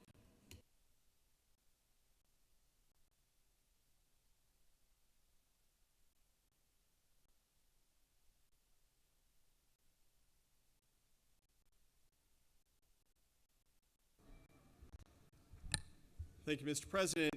Colleagues, as I ponder the report from the Senator from the 14th, I am reminded that one of the main reasons why people switch from television to radio is because they have a face for radio. And I just want to congratulate my brother for having a face truly meant for radio. I think this is a better forum for you, and I believe that that our friend Sean Hannity may be looking for a replacement fill-in the afternoons. Would love for you to dig in on that. I love the reports. I live for the reports. As you know, I sit in rapt attention and always want to hear. But I'm here to talk about something far more important than Fonny Follies or Trump News Radio. I'm here to talk about water access, rafting and kayaking, something we can all agree on. On your desks is a fact sheet about the freedom to float. Of Georgia's 159 counties that we all represent, 96% to streams and rivers that are capable of recreational vessels like canoes and kayaks. Boating and fishing generated $1.1 billion to our state's economy, and public access to passage downstreams generates visitors and sales tax in rural communities across the state, helping to reduce property tax burdens and local residents. To protect Georgia's record-setting tourism economy and our outdoor heritage, the freedom to float and right to boat must be recognized and protected. So when you go out to the ropes today and you see folks wearing life jackets, please give them a moment of your time. Please talk to them, hear them and their concerns. And with that, Mr. President, I love the Senator from the 14th. You know, it's just playing with him. I yield the one.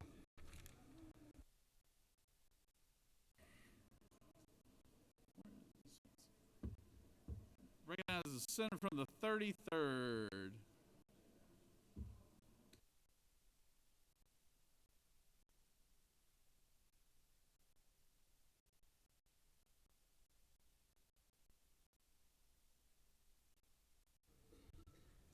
Thank you, Mr. President, my fellow senators, colleagues, friends, and y'all. Just a quick note, today is Children and Youth Day at the Capitol, and it's hosted by Senator Don Zella James and I. And we want to recognize all the children because it's only for the children that we keep love alive. Only for the children our love survives. Thank you so much. I yield well. Oh, let's recognize them. Stand up, those who are here in the balcony. Let's give them a hand. I yield well.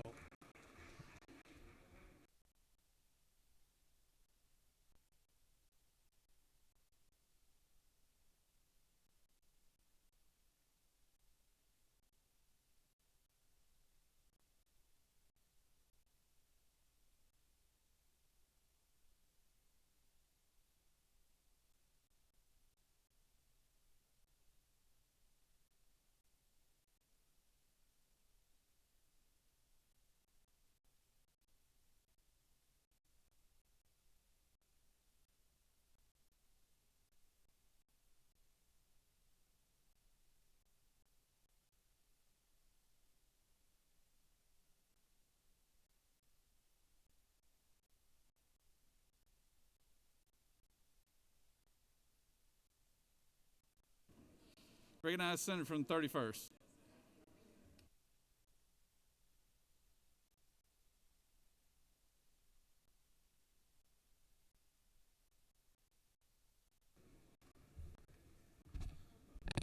Thank you.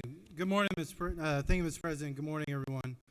I just want to share on behalf of myself, the Senator from the 30th, just a gratitude of thanks to many people who helped our community in Paulding County over the weekend on Saturday when an EF1 tornado came through town, doing some pretty big destruction on Highway 61 in Dallas, about 11-mile path. The storm took around 12:30 on Saturday night. I just want to say thank you to the Paulding County Sheriff's Office, the Paulding County EMA or Fire, our 911 Center, the Dallas Police Department, the Hiram Police Department, Metro Ambulance, Greystone Power, who was out there till last night, till about 8, 9 o'clock, working with the Georgia Department of Transportation, and want to give Micah Gravely, our board member from the 14th Congressional District, a gratitude of thanks. I also want to thank Governor Kemp for checking on us. I want to thank the Lieutenant Governor, Burt Jones, for checking on us, and all of those that were involved that came and helped. There's a lot of cleanup, and just thank God nobody was injured, nobody was killed. But our community will come back, and just want to say we offer prayers to the families who lost their homes, the damage that's going to take months or even for some people years to recover from, and just ask that you keep in your thoughts and prayers the Paulding County community in the weeks and months to come. Separately, Madison, my middle daughter, she turns 15 today. It's her birthday. I want to say happy birthday, Madison. God bless you. I love you. Great lacrosse game last night, and thank you, Mr. President.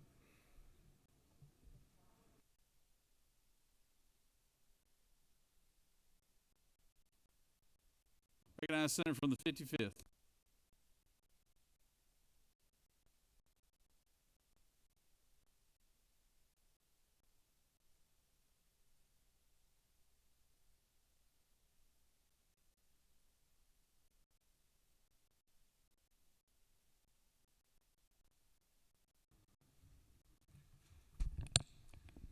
My colleagues, I stand and I rise today to sound an alarm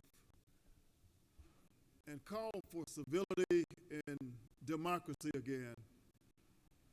And it may not be possible, but let this be a light, even as we jokingly talk about our 47th president. Jokingly talk about Bonnie Willis.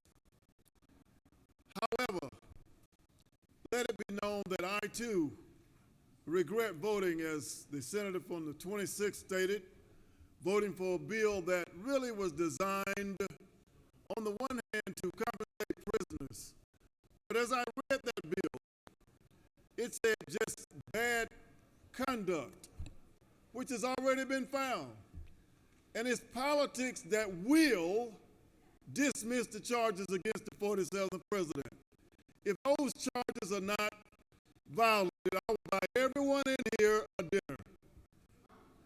Everyone. I said it, everyone. Because we know politics. It is preposterous that someone would threaten a billionaire would take over democracy and threaten to put millions of dollars in each of our districts if we don't vote a certain way. I not only rise for Democrats, I rise for everyone, independents and Republicans and all, because I stand for democracy. Democracy dies in the darkness. I am appalled when some of us fail to stand up and we jokingly say, "Are you going to primary me?" And that is appalling. And it is appalling that we have to stand up to a man who made a call to say, "Give me 11,780 votes." And but for a man of integrity, we would have never known. And I'm appalled at how we are handling this. I'm standing for democracy. I'm standing for my grandchildren who are not even in existence. I'm standing for generations untold, because it is not to be taken for granted that America is America. It is because the content of our character, not the color of my skin, not the color of your skin. Right is right and wrong is wrong. And if someone does not stand,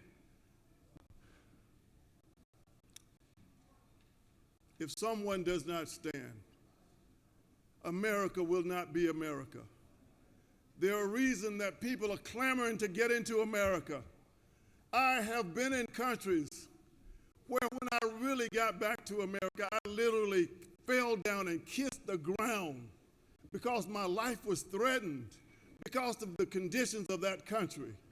And we cannot allow this country to go away because we're giving it away to billionaires. I too want to be a billionaire, but not that bad. You cannot buy my integrity. Let not your integrity be bought. I changed my membership to a big box company. I stop by there and get my gas. It's convenient. I was in traffic 54 minutes yesterday because I refuse to give my money to people that disrespect me. So I went over to Costco because they respect DEI. And I understand that this is a battle now. And if the children of Montgomery could stay off those buses for 381 days, I am committed to preserving democracy in America, to be the moral conscience of this country. We cannot let it go by the threats of those who disregard court orders. An executive order does not trump a statute, and it does not disrespect judges. We have a law of the land. Let's respect the law of the land. I yield the well. Thank you, Mr. President. Senators yielded the well. The chair recognizes the senator from the 41st for a point of personal privilege.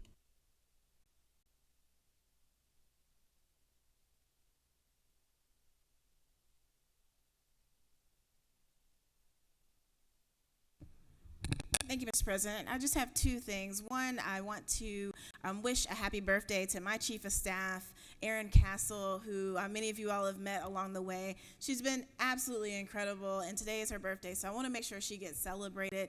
I'm very grateful for all that she does to help make sure that office runs. And then the second piece is that we are starting a LGBTQ caucus for both those who are part of the LGBTQ family and those who are allies. And so if you would like to join as an ally or as a member of the LGBTQ community, please see me or my office, but we would love to have folks join as we create this caucus. Again, everybody is welcome. This is not exclusive in any way, shape, or form. Our mission is simply to make sure that we look out for the well-being of all Georgians. Thank you.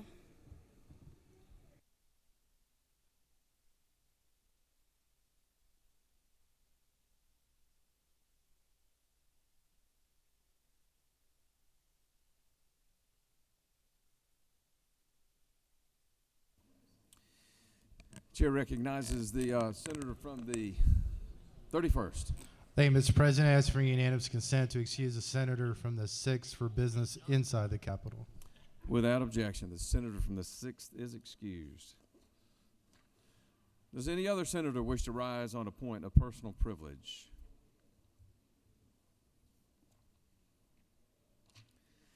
Hearing none, you have a consent calendar of privileged resolutions before you. Does any senator wish to remove a resolution from the consent calendar? Is there objection to the adoption of the resolutions on the consent calendar? The chair hears none, and the resolutions on the consent calendar are adopted.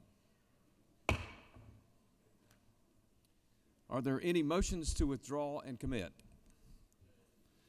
You have a local consent calendar of local bills before you, Mr. Secretary. Are there any objections filed to any bill on the local consent calendar? Mr. President, no objections have been filed. Is there objection to agreeing to the report of the Committee on State and Local Governmental Operations, which is favorable to the passage of the bills on the local consent calendar? The chair hears none, and the report of the committee is agreed to. The question is on the passage of the bills on the local consent calendar. All those in favor will vote yea. Those opposed will vote nay. Mr. Secretary, please unlock the machine. Okay, thank you.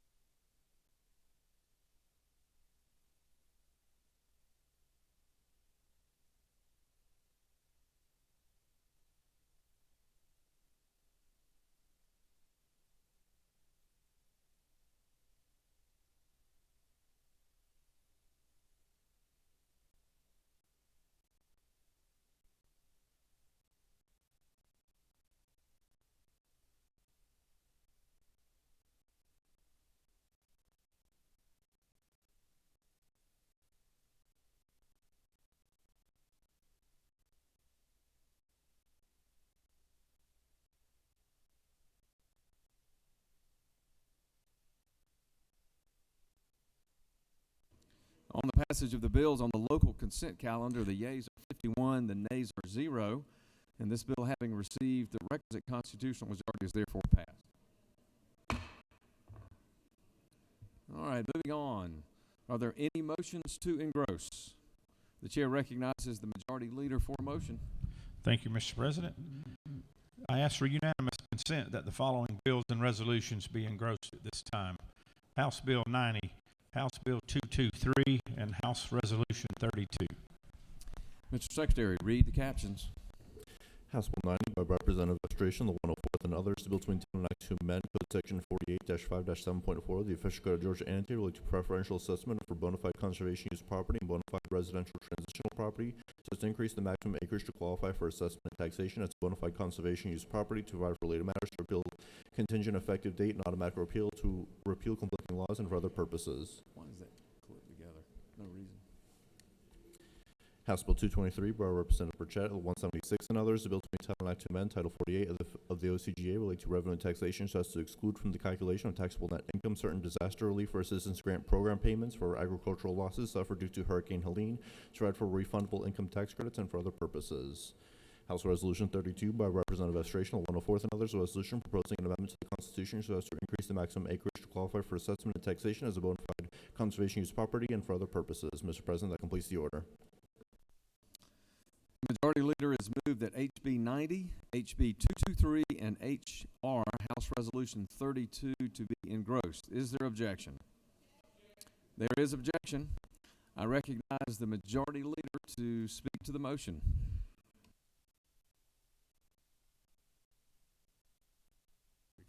Thank you, Mr. President. Senator, as you know, it's typical tradition that we engross all of the bills that come from the Ethics Committee and the Finance Committee. All three of these pieces of legislation passed through the Finance Committee. They were properly vetted, they were debated, and votes were taken, and with tradition, we will continue to engross these bills, and we'll do that again today. So I ask for you to vote for the engrossment resolution and the engrossment motion, and we will move on to the calendar. Thank you.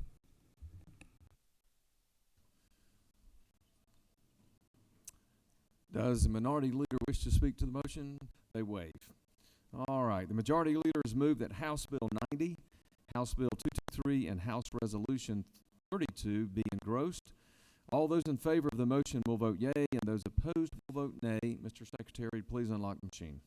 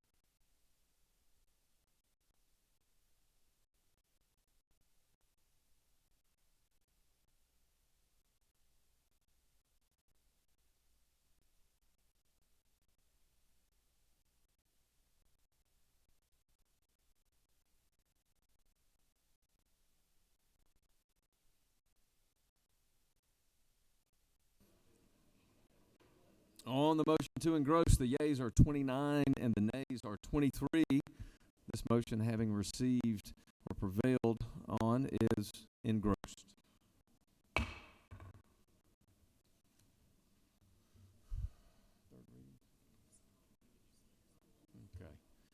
Let's take a moment now and just let's recognize somebody's special day. I think we've got a birthday boy. Maybe the guy's got a number of 37.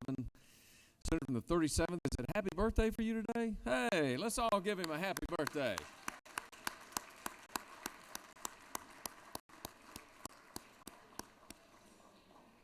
He said he always dreamed of being here for his birthday, so how about that? I got a birthday wish that came true.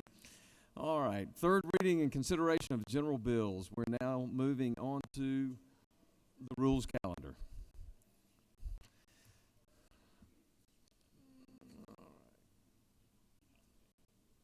Secretary, please read House Bill 89 as we start with the rules calendar. House Bill 89 by Representative Cooper, the 45th and others, bill to be entitled Act to amend Chapter 2A, Title 31 of the OCGA relating to the Department of Public Health so as to require healthcare providers, healthcare facilities, and pharmacies to provide their maternal mortality review committee with psychiatric and other clinical records to amend Code Section 37-3, that's 166 of the OCGA relating to treatment of clinical records when release permitted, scope of privileged communications, liability for disclosure, and notice to sheriff of discharge so as to permit the release of clinical records of a deceased patient to the maternity mortality review committee to amend Code Section 45-16-24 of the OCGA relating to notification of suspicious or unusual deaths, court-ordered medical examiner's inquiry, and written report of inquiry so as to remove the requirement that the medical examiner's inquiry for pregnant female deaths be done through a regional prenatal center to provide for related matters, to repeal conflicting laws, and for other purposes. Mr. President, the Senate Committee on Health and Human Services recommends that this bill do pass. Respectfully submitted, Senator Watson, Chairman. That completes the order, Mr. President. Thank you, Mr. Secretary. The chair recognizes the distinguished senator from Habersham, senator from the 50th.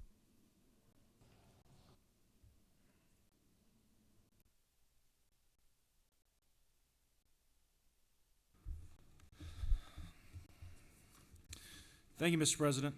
I rise to bring House Bill 89, which is a very important bill. As some of you may know, Georgia ranks in one of the lowest in maternal mortality in the country. And so what this bill is an effort to try to lower the rate at which people are passing away after they give birth. I'll go through by sections 1 and 3. This provides the Maternal Mortality Review Committee with the ability to obtain psychiatric records. The Maternal Mortality Review Committee, or MMRC, they're tasked with reviewing maternal deaths and making recommendations to improve maternal outcomes in Georgia.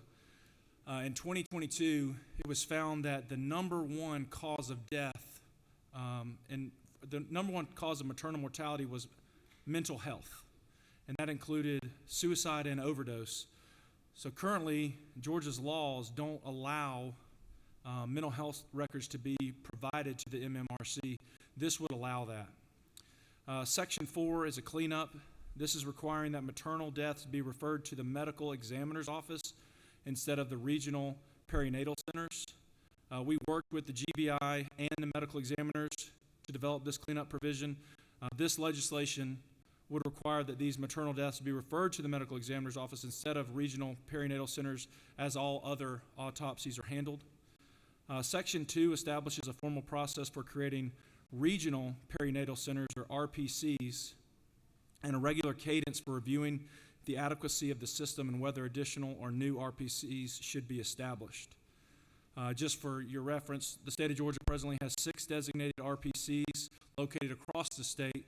We've got Phoebe Putney in Albany, Piedmont, Columbus, Grady, Atrium Health, Navicent, and Macon, Wellstar, MCG in Augusta, Memorial Health in Savannah. These regions and RPCs have been in place for more than 30 years without change. After meeting this fall with existing RPCs, our partners at the Department of Community Health, including our former colleague, Dr. Burke, they developed this bill to improve maternal health outcomes. This, as a son of an OBGYN and a father of 4, obviously maternal health is extremely important to me, and I think this bill will help move Georgia in the right direction. And Mr. President, I'm happy to yield for questions, or I'll yield the well if there are none.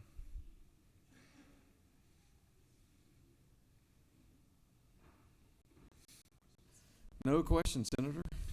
Thank you, Mr. President. I yield the well. Does any other senator wish to speak for or against the measure? The chair hears none. Is there objection to the previous question being ordered? The chair hears none, and the previous question is ordered. Is there objection to the agreeing of the report of the committee which is favorable to the passage of the bill? The chair hears none. The report of the committee is agreed to. Is there objection to the main question being ordered? The chair hears none, and the main question is ordered. The question is now on the passage of the bill. All those in favor of the bill will vote yea. Those opposed, nay. Mr. Secretary, please unlock the machine.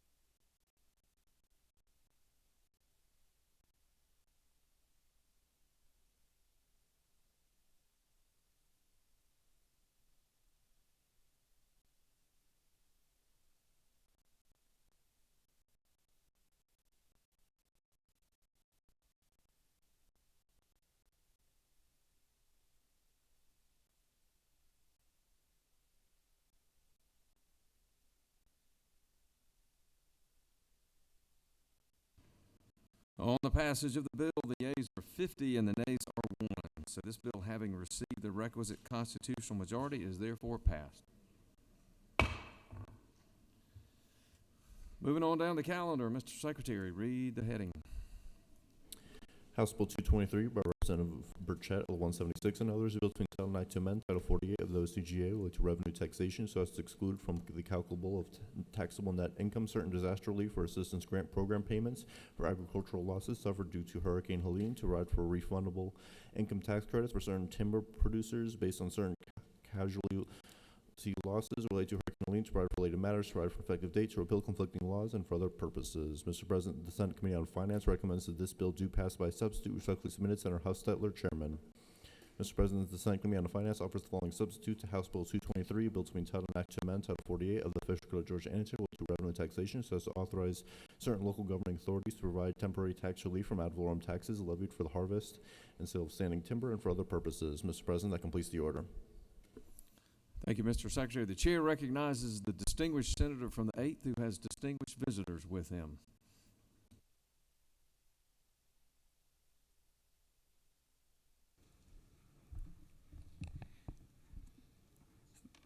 Thank you, Mr. President. Yes, sir. The fellow that has the last name of Goodman that is sitting in the desk where the senator from the 8th normally sits is a lot taller, a lot better looking, and a lot younger. But that's my son, Alec, is over there. I'm glad he's with us today.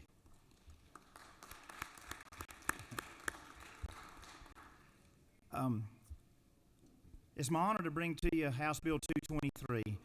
This is a governor's bill. It's the governor's hurricane disaster relief bill. I really want to thank his office. I want to thank the governor and thank Reagan in the governor's office, who's been working on this for months, as well as Whip Burchett in the House, who carried it in the House.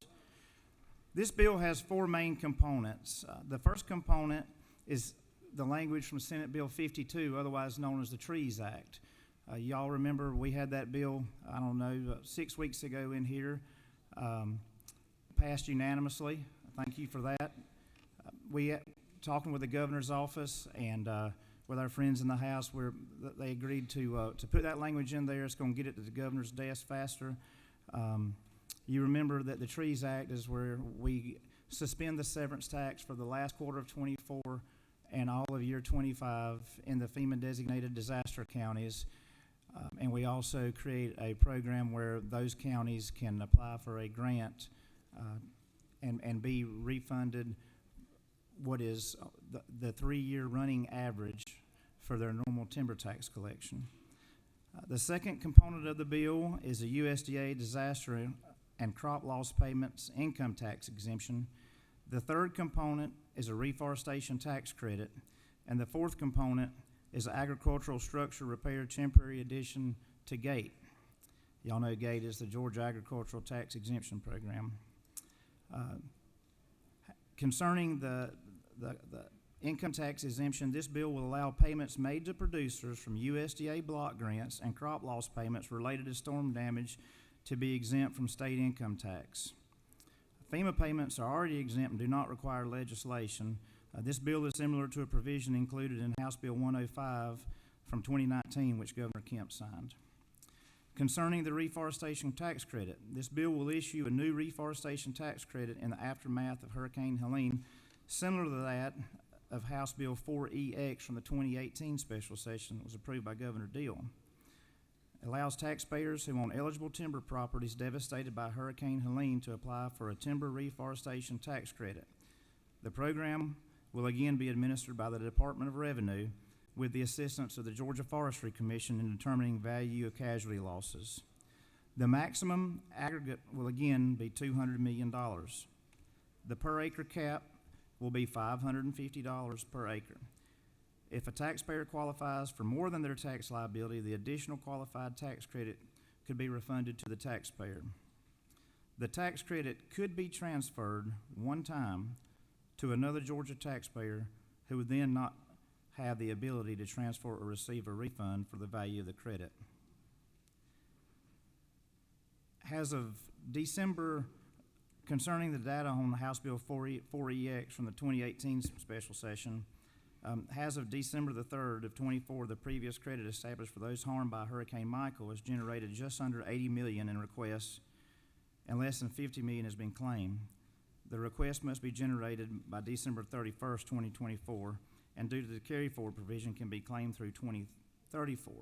We anticipate it to be much greater in terms of applications for this program because Hurricane Helene went right through the heart of the wood basket of this state. And you've heard me say before that 37% of the timberland in this state was either damaged or destroyed from Hurricane Helene. And lastly, concerning the agricultural structure temporary addition to gate, y'all know we lost close to 500 chicken houses from Hurricane Helene in the state. Georgia producers who are already qualified for a gate card, is what we call them, do not currently receive a sales tax exemption on building materials or real property. This bill will allow those building materials to be sales tax exempt for gate card holders through the end of 2025 for the repair or reconstruction of damaged agricultural structures, including poultry houses and greenhouses. And finally, I'd like to say this.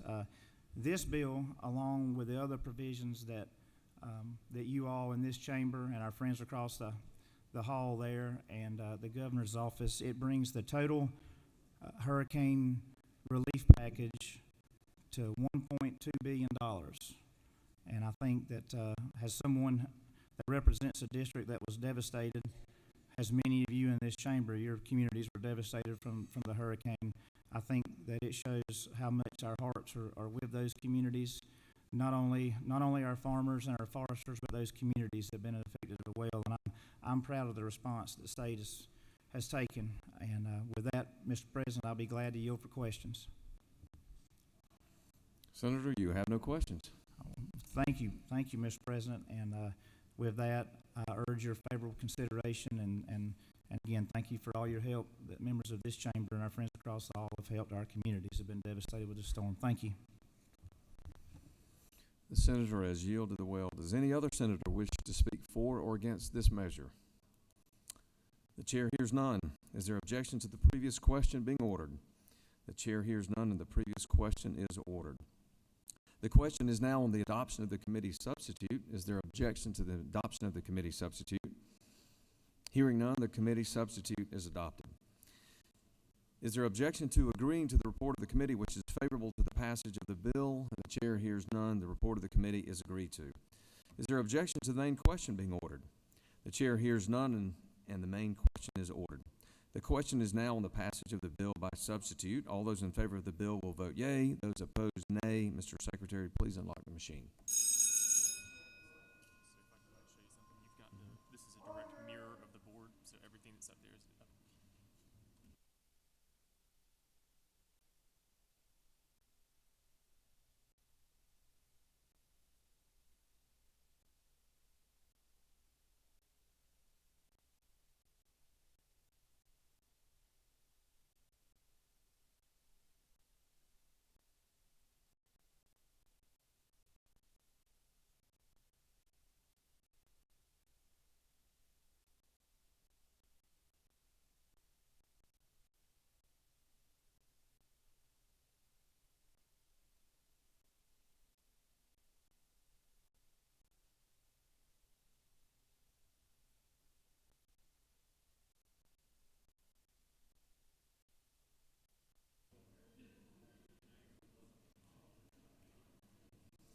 On the passage of the bill, the yeas are 50 and the nays are 1. This bill, having received the requisite constitutional majority, is therefore passed by substitute. Mr. Secretary, read the caption for the next bill, HB 90. House Bill 90 by Representative Estration, the 104th, and others, a bill to be entitled an act to amend Code Section 48-5-7.4, the official code of Georgia annotated with to preferential assessment for bona fide conservation use property and bona fide residential transitional property, so as to increase the maximum acreage to qualify for assessment and taxation as a bona fide conservation use property, to provide for related matters, to provide for a contingent effective date and automatic repeal, to repeal conflicting laws, and for other purposes. Mr. President, the Senate Committee on Finance recommends that this bill to pass. Respectfully submitted, Senator Hustetler, Chairman. That completes the order, Mr. President. The fiscal note has been attached. Chair recognizes the distinguished senator from the 11th to present the bill, HB 90. Thank you, Mr. President. I do bring before you House Bill 90. It should look very familiar to this body.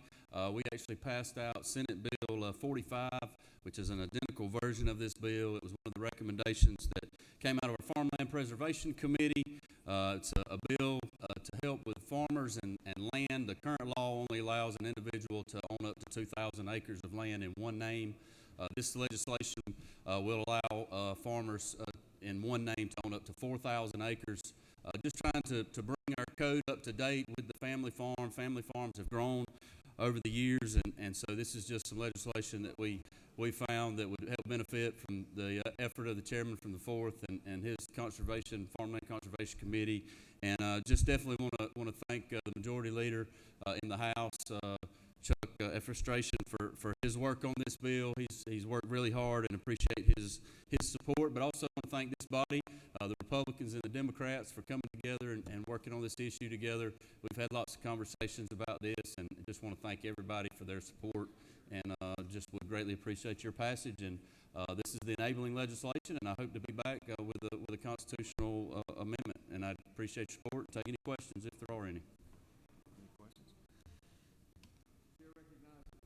You do have questions. Chair recognizes the senator from the 14th. Thank you, Mr. President. Does the senator yield? Yes, sir. Now, this is companion legislation, I guess, with H.R. 32, which is also on the rules calendar today, correct? Correct. And there's a policy judgment made between those two pieces of legislation. Well, preface, first of all, you agree we passed a version of this legislation that increased the amount from 1,000 acres to 2,000 acres, correct? 2,000 to 4,000. Okay, we passed 2,000, 4,000, what you're yes, saying. Yes, sir, just okay. as is in this bill.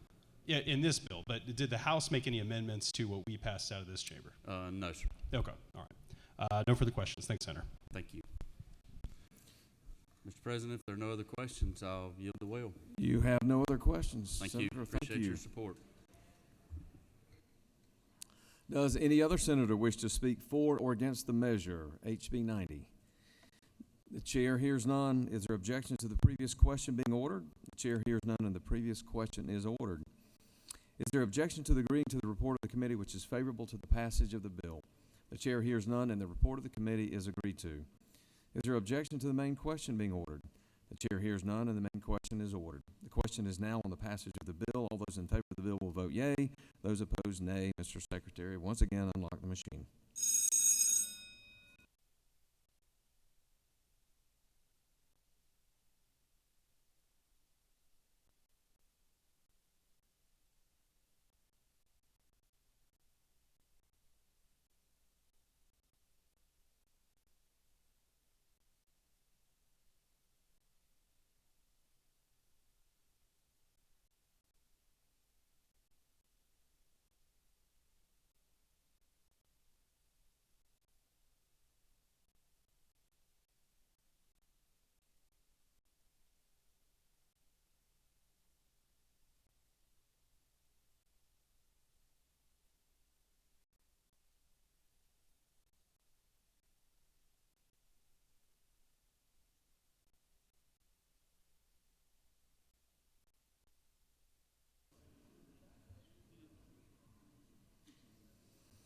On the passage of the bill, the yeas are 47 and the nays are 3, so this bill, having received the requisite constitutional majority, is therefore passed.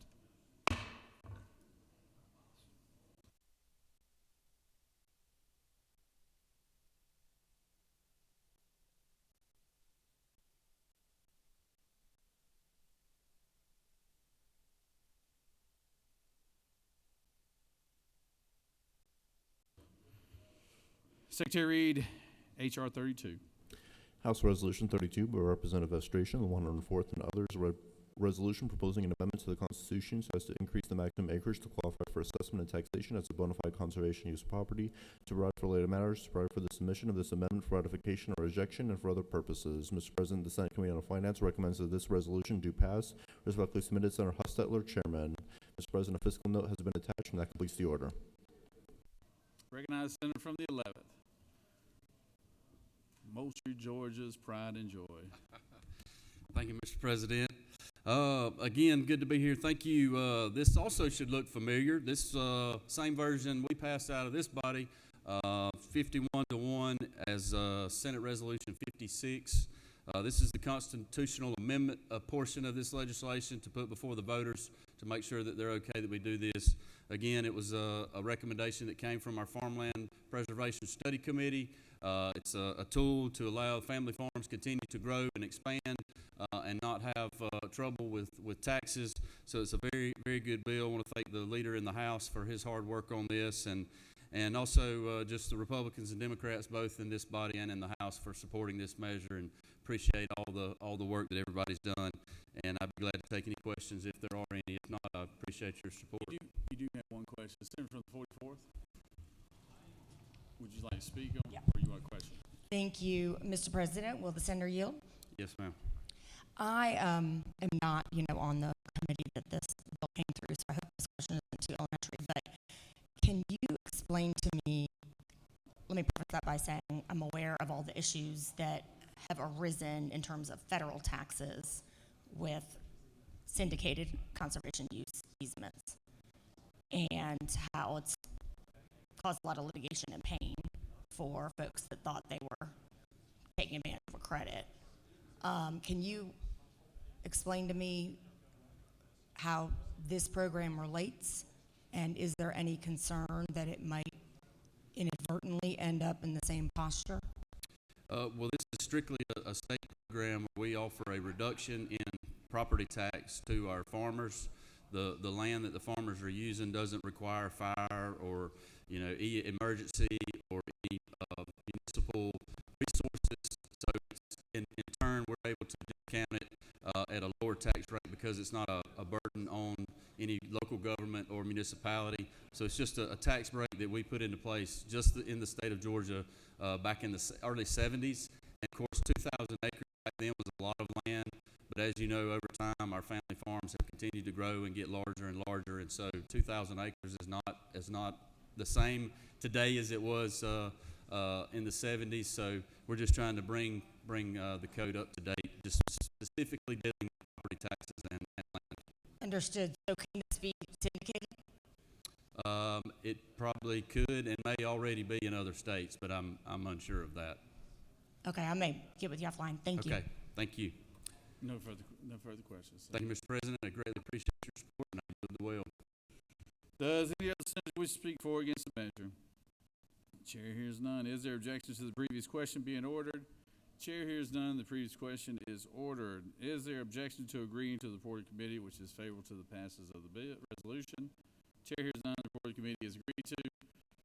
Is there objection to the main question being ordered? Chair hears none. The main question is ordered. Question is on the adoption of the resolution. All those in favor vote yea. All opposed nay. Secretary, unlock the machine.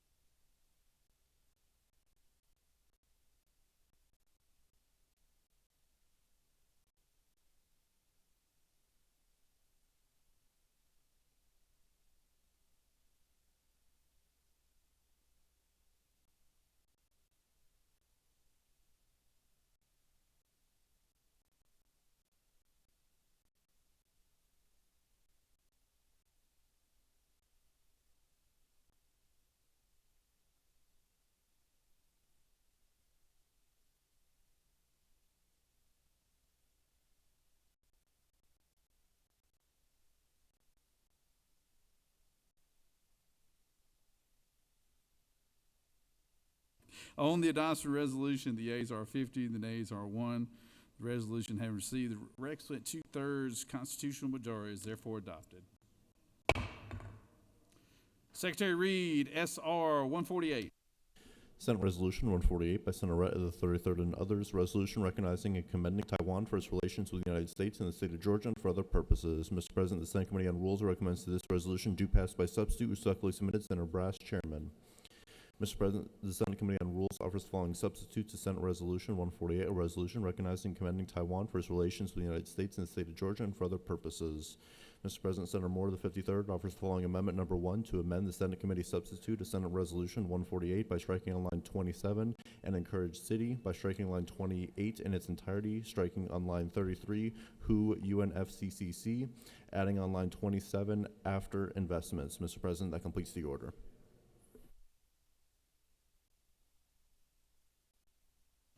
Recognize the senator from the 33rd.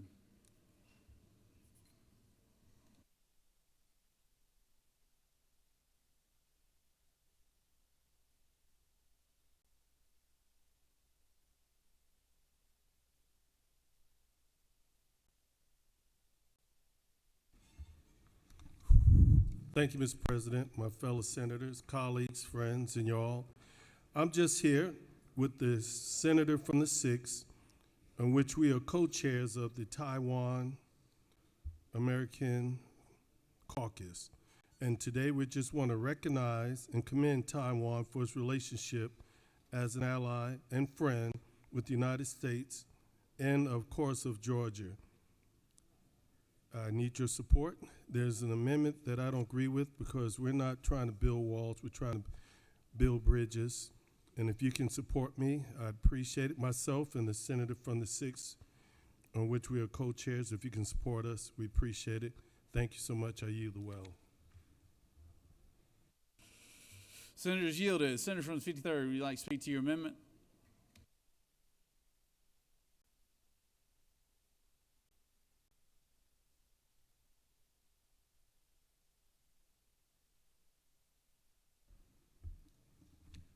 Thank you, Mr. President.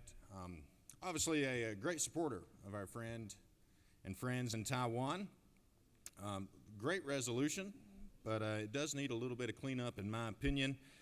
That's why I've offered this amendment, striking through on lines 27 and 28 as it relates to smart cities. Personally, and I know many folks in Northwest Georgia are adamantly opposed to smart cities, as well as a lot of rural Georgians all across this state, as I certainly believe, as well as many others, that it violates our Fourth Amendment and our Constitution. Also, you know, in colloquy, known as Trump's floor leader, and striking out WHO and UNFCCC. That's the World Health Organization, in which we have pulled out of as a country. And ultimately, we pulled out of the Paris Accords. Congress failed to ratify the Kyoto Agreement. So I don't believe we ought to be encouraging our friends to take part in things that we ourselves in a country don't take part in. And then adding on line 27 a period after investments. And that's all the amendment is. I'll yield for any questions, Mr. President. You have no questions. Thank you. Does any other senator wish to speak for or against the measure? Chair hears none. Well, at least somebody's vocal today.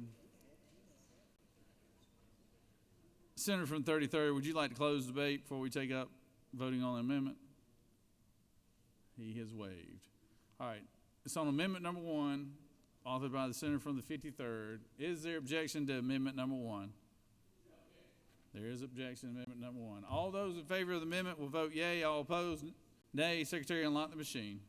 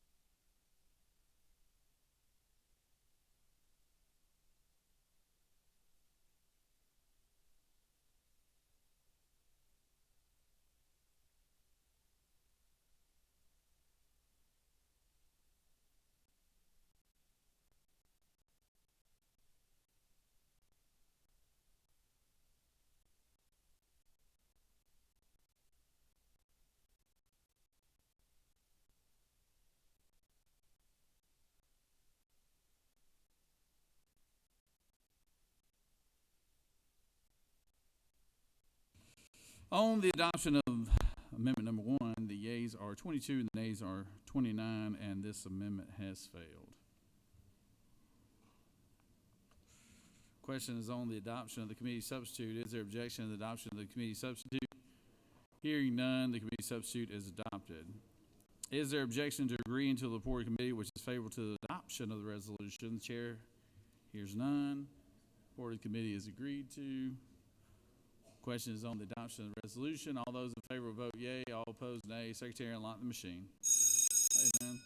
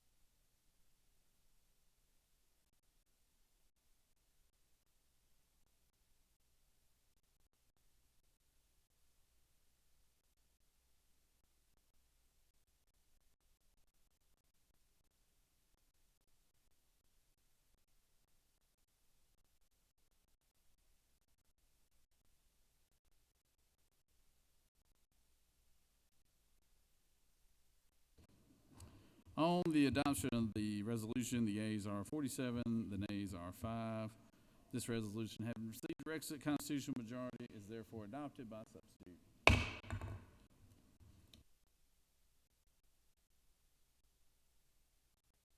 Secretary read SR 245. Senate Resolution 245 by Senator Gooch of the 51st and others, a resolution commending Doug Collins and for other purposes. Mr. President, the Senate Committee on Veterans, Military, and Homeland Security recommends this resolution to pass. Respectfully submitted, Senator Payne, Chairman. That completes the order, Mr. President. Recognize the majority leader.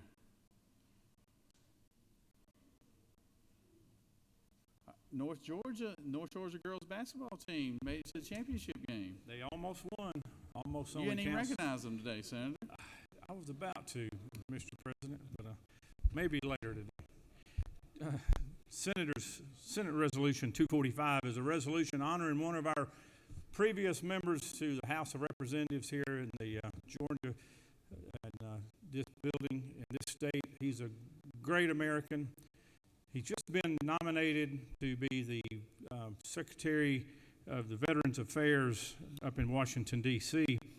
He was confirmed by the Senate on February 4th, 2025, and that man's name is Doug Collins. Doug Collins is no stranger to many of us in this room. Secretary Collins graduated from North Hall High School, and he later went to North Georgia College in Dahlonega, where he attended school there and graduated with the class of 1988. He received a master's degree in divinity from the New Orleans Baptist Theological Seminary. He served in the United States Air Force Reserves, where he was promoted to the rank of colonel and then served as a chaplain in Iraq in the Iraqi combat zones. Collins has worked tirelessly to open access to health care, expand mental health services, and improve accountability within the VA, champion the needs of veterans and their families. Secretary Collins represented Georgia State House District 27 and later the Georgia's 9th Congressional District. He played a pivotal role in shaping national policies, including the bipartisan First Step Act, which reduced reincarceration, and enhanced public safety for nonviolent offenders. Collins is the first Iraqi war veteran to serve as Secretary of the Veterans Affairs. His vision for veterans care is rooted in his life as a military veteran, ensuring world-class care for our American heroes. With this resolution today, we properly recognize him as a dedicated public servant, and we commend him for his recent nomination. Now, I know many of you will vote for this resolution. I hope that we all will.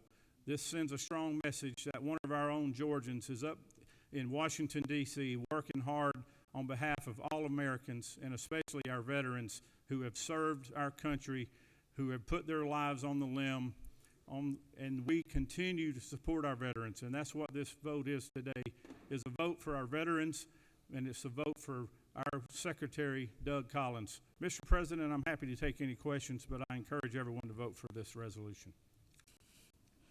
You have no questions, Senator. Thank you very much. Senators yielded. I know there's several senators who would like to speak on this resolution. Recognize Senator from the 10th.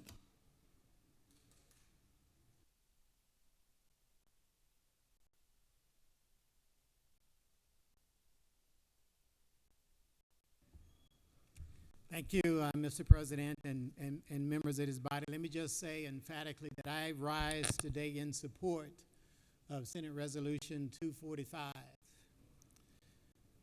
And I wish former Congressman Doug Collins well in his new position as Secretary of Veteran Affairs. But this moment gives me an opportunity to talk about a conversation that I think we all need to have in this chamber. And I know it's an uncomfortable conversation, but I want to get it started right now, because we need to recognize that in this country, our veterans are under attack. And I'm going to pause for a moment and just let that sink in with everyone. We have to recognize that at this moment in our country, our veterans are under attack. And I can say that because throughout my history and my family's history, all of us have served in the military. As a matter of fact, my son, who will be here soon as the pastor today, serves in the military currently as well. He's in the Navy. But the reason why I say our veterans are under attack is because 30% of the workforce in this country are veterans.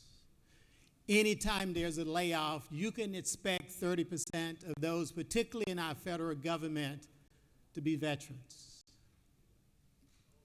I will also share with you that it's really, really difficult for a career service member who served all of his life, certainly at least 20, as some of us say, in the military, to find a job, because the federal government has always been that employer of first resort. They always look to hire military veterans. As a matter of fact, call it DEI, call it whatever you want. It was preferential treatment for the federal government to hire military veterans. Some of you in here, like myself, who served 19 years in the service, thank God most of you in the reserve, but I was ready to fight and go if I had to in the Army Corps of Engineers. The federal government now, particularly in Veterans Affairs, has already laid off well over 6,000 veterans. As a matter of fact, there's reports that President Trump is slated to decrease the employment in the veterans ranks to the tune of well over 80,000 people that work for Department of Veteran Affairs, over 80,000 people. Guaranteed 30% of them are going to be veterans. I don't think in this war on our veterans that some of us in here really understand what the life is like for a veteran. You know, I was safe because I stayed stateside, but let me tell you what life was like for my older brother. He was only 3 years older than I am, who I buried last year from blood cancer and bone cancer because he drank the water at Camp Lejeune up in North Carolina. My brother spent 27 years as a dedicated service member in the Army. Only thing he ever wanted to do from high school was serve in the military. And he did it well. My brother was decorated first sergeant, rose to the rank of first sergeant. He even told me, he said, little brother, as he called me, I actually became a sergeant major, but then I got busted because when military members are overseas, they tend to have some transgressions every now and again, and he did too. But when he retired after almost 30 years of service, he was a first sergeant. My brother, from the time that he came back home, had a problem finding a job. The federal government his employer of last resort. You see, the federal government make allowances for veterans because they know that he had skills in learning how to shoot weapons and to blow stuff up, as I said, in the Corps of Engineers. He didn't have the best formal education. Some military veterans do. He didn't. But he was a great soldier, and my brother knew how to take orders. If you ask him to do something, he was goal-oriented, and he got it accomplished. You see, my brother was not just my oldest brother. He's the one who took care of me after I was orphaned at 11 years old. And I remember when he signed up for the service early on in his career, but he said, we got my older sister who's going to be here with y'all until you grow. He gave his entire life to this country. And he died such a horrible death because bouncing around between Emory University and eventually on ventilator over at the VA hospital that's now facing those same courts, same cuts, which happens to be off of Claremont Road in my district. And just imagine that this time last year, I was at the VA hospital watching my brother as his machine was doing the breathing for him, knowing that the only thing that he had was that government job that he had been given once he retired from the military. Yes, he had a check. But military service members want a lot more than a check. They want dignity. They want to be respected when they come back to this country, knowing that they fought in, as my brother did, in over 5 different theaters of war.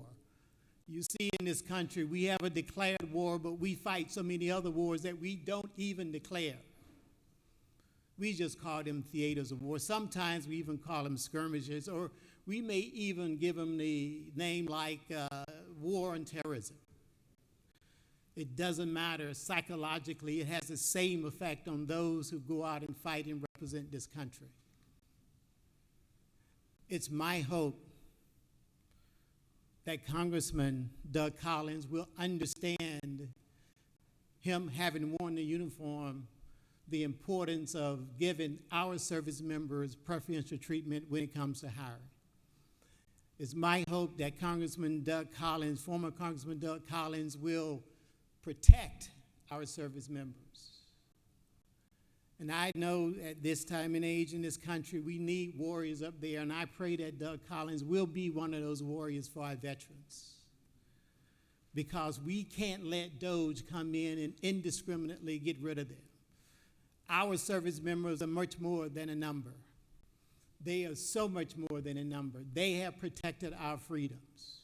America would not be what it is today had it not been for those that served. Now, I'm not going to get up here and tell you all these names, but I can go on and on about the importance of their service to our country. And those of you in here that's worn a uniform, you know what I'm talking about. Mr. President, it is my hope, and not just my hope, that my prayer, that this country, this president, will understand the importance of service. Someone who never wore the uniform himself, and the importance that our veterans gave this country. I yield the well. Recognize Senator from the 49th. Speak to the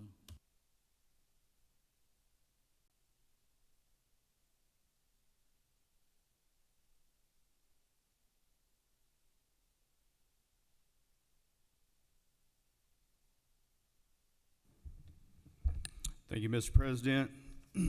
I went over this morning and I talked to the majority leader for just a second, and I asked him to put a couple points in his speech about former Congressman Collins and our new secretary. And he told me he thought it'd be appropriate for me to come up here and talk about the secretary. I can't say enough about Doug. I'm going to refer to him as Doug for a couple minutes here. If I had to, I'm sure all of us have some favorite constituents. If I had to pick 5, he would land in the top 5. the secretary has been so good to me and my family my entire life. Even as I was a young child, his wife grew up what we call a stone's throw away from my grandparents, and as secretary and Lisa dated, they were oftentimes visiting my grandparents and befriending them. He is about as fair of a man as I know. He has worked tirelessly for our community there in Gainesville and Hall County for years. Like was mentioned here at the State House and then up in D.C. And you know, as a young man and a young married couple, Shelley and I would go up to D.C. and lobby on behalf of agriculture and the things that were important to us, and he always listened. And he didn't always agree with us, but he always listened. He always talked to us, and he wanted to understand. When he got to D.C., he wasn't an expert by no means on H-2A workers coming over here to help American farmers, but he made himself an expert on that because it was important to Shelley and myself. As most of y'all know, this time of year you probably get to see in the news our peaches all over the state of Georgia. They're blooming right now, and they're at a very, very fragile stage of production. We get a cold morning right here, and we're liable to lose a crop overnight. Anybody from North Georgia all the way to Middle Georgia and South Georgia, we're kind of in a little a tight spot for the next couple weeks. And every single time that there's a forecast of cold weather, I'll get a text message from the secretary, hey, we're praying for you. On those cold mornings, about 6 o'clock, it'll be 28, 29 degrees, and I get another text message that says, hey, how you doing? Well, it's still below freezing, so we don't know yet, Congressman, but you'll be one of the first ones to know. I can't say enough about the secretary. I know that he's going to lead the Veterans Affairs like he's led and cared for folks all of his life. We were just recently, my grandfather died about a little over a year ago, and we're going through some pictures, and he just showed up in so many family pictures over and over and over again. Tall, skinny man, but we would have a picnic while the peaches were blooming, and he was just always talking to the different family members and different members of the community, making them feel so very important. Colleagues, I ask for you guys to support this resolution, and I want to thank the senator from the 51st for bringing this. I think it's very important. I'm just a little bit mad that I didn't bring it, but thank you. Mr. President, I yield the well. Senator's yielded. Recognize the senator from the 14th.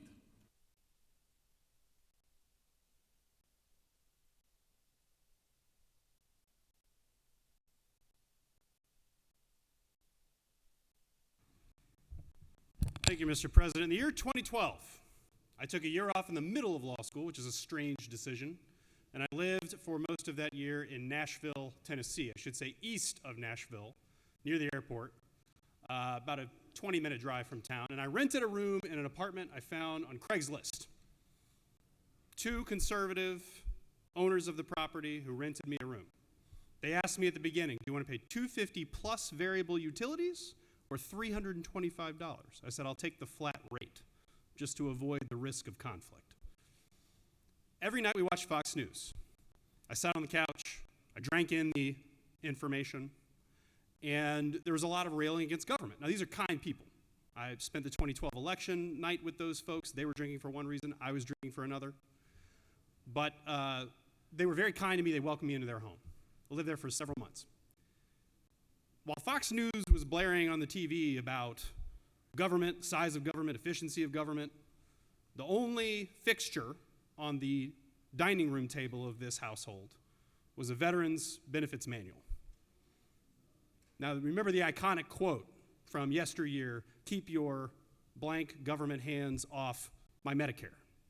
We all know that there is a gulf of understanding between the general concept of government efficiency and then on the ground the way that those details play out when real people receive real benefits. And we're watching that play out again. If you had passed this resolution earlier in session, I would have voted for it.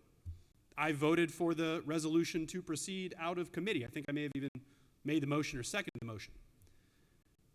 The reason I'm not going to vote for it today is because, unfortunately, Secretary Collins has shown us the trajectory he's going to take.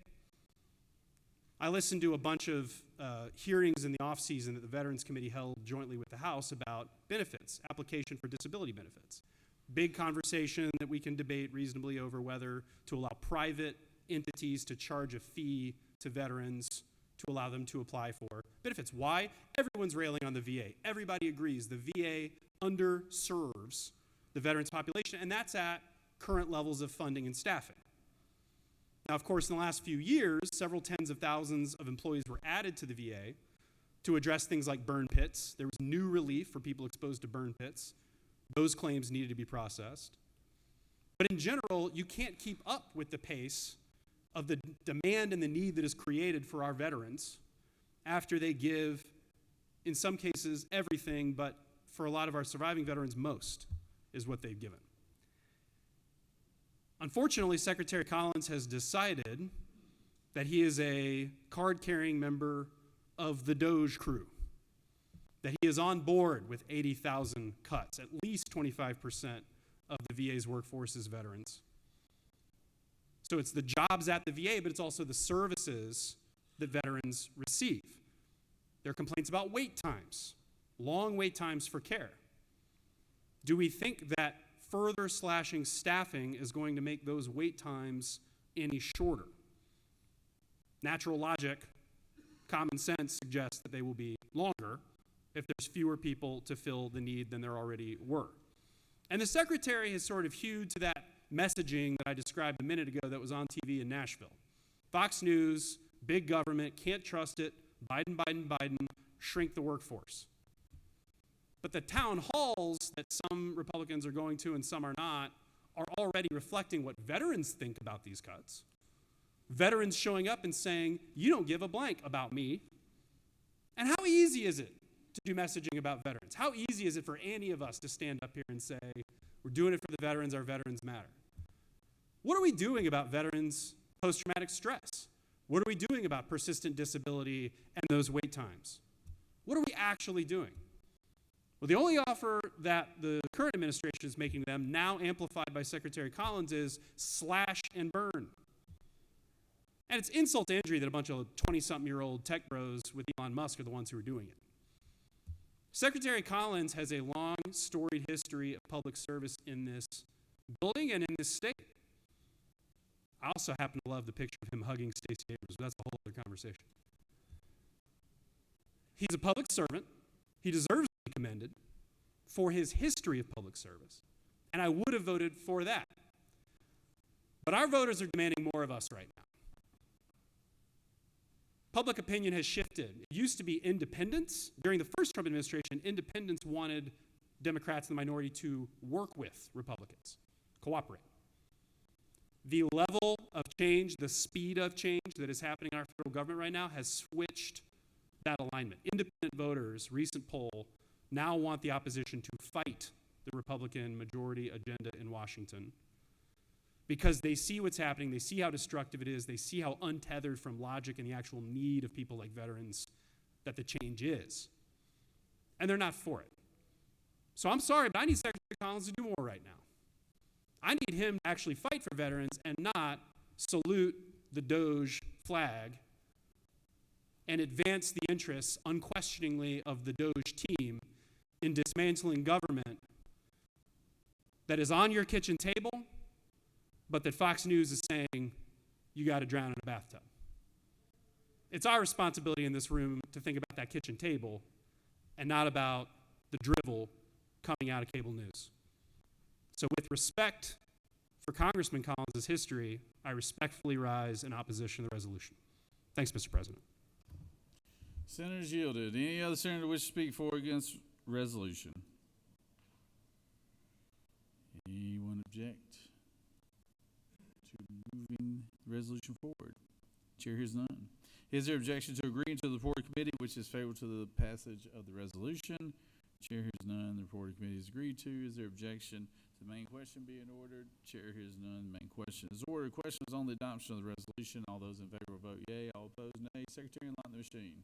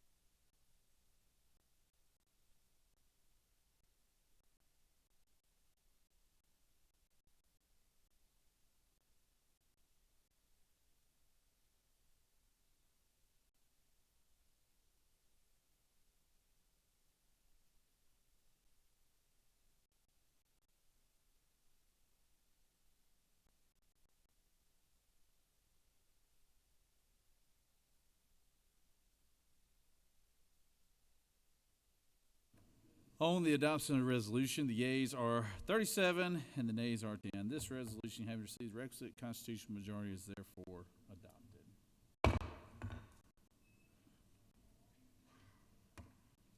Secretary, read SR 246. Senate Resolution 246 by Senator Gooch, the 51st, and others, a resolution commending President Donald J. Trump and for other purposes. Mr. President, the Senate Committee on Rules recommends that this resolution be passed. Respectfully submitted, Senator Brass, Chairman. Mr. President, minority report to Senate Resolution 246 has been attached. That completes the order, Mr. President. Recognize the majority leader.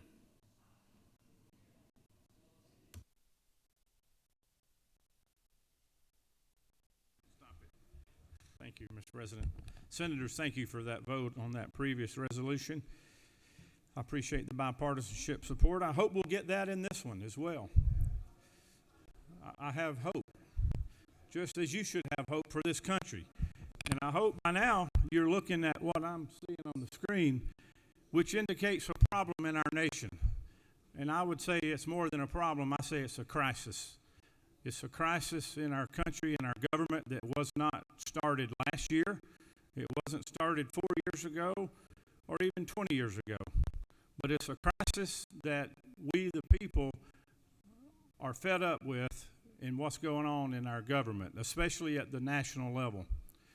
Now, obviously, we balance our budgets in Georgia. Thank goodness we have a constitution that requires that. But the people in Washington, D.C. that are running our country don't understand what a balanced budget looks like. And I think it was 1992, in that time frame when President Bill Clinton was president, Newt Gingrich, a Republican Speaker of the House, worked together. That's a strange word, they worked together to balance our budget. But just look at the numbers rolling off the screen behind me. That is our future. That is the future of our children and our grandchildren. That's the future of our nation, but it's also the future of the world because the world leans on us. So what do we need to fix it? We need a strong leader in the White House, and I do believe we have a strong leader in the White House today. It's the 45th and the 47th President of the United States, Donald J. Trump. He was elected last November in a large margin. Not only did he win the Electoral College vote, but he won the majority vote and the popular vote in our nation. He was the second candidate in American history to be elected to the White House in 2 non-consecutive terms. He has appointed and nominated a record number of women, minorities, young adults, and individuals from diverse backgrounds to key leadership positions in the White House and the federal court system. Approximately 45% of his cabinet appointees have been women so far. Over 200 federal judges, including 54 appellate judges and 3 Supreme Court justices, who will influence our judicial system for decades to come. He has sealed the southern border of this nation to keep out criminals and terrorists, keeping our communities safer. Let's just talk about the drug problem in our nation, where 21,000 pounds of fentanyl was confiscated at the border prior to him being reinstated as president in January. This is enough fentanyl to kill 4 billion people. 4 billion people. This explains why fentanyl was the leading cause of drug overdose deaths since 2021 under the Biden administration. Imagine how much of the deadly substance is flowing into the streets of Georgia today, in this state, in this city. Imagine what it's doing to our young people. But thanks to President Trump, illegal border crossings have fallen 71% since January of this year. The invasion and the poisoning of our country has to end. Under President Trump's first term, we had a thriving economy. The real median income rose by over $6,400. For the bottom 50% of households, average wealth in this country more than doubled. He delivered the largest tax cut in American history for working families. Already in his second term, he's done great things. He remains committed to economic prosperity.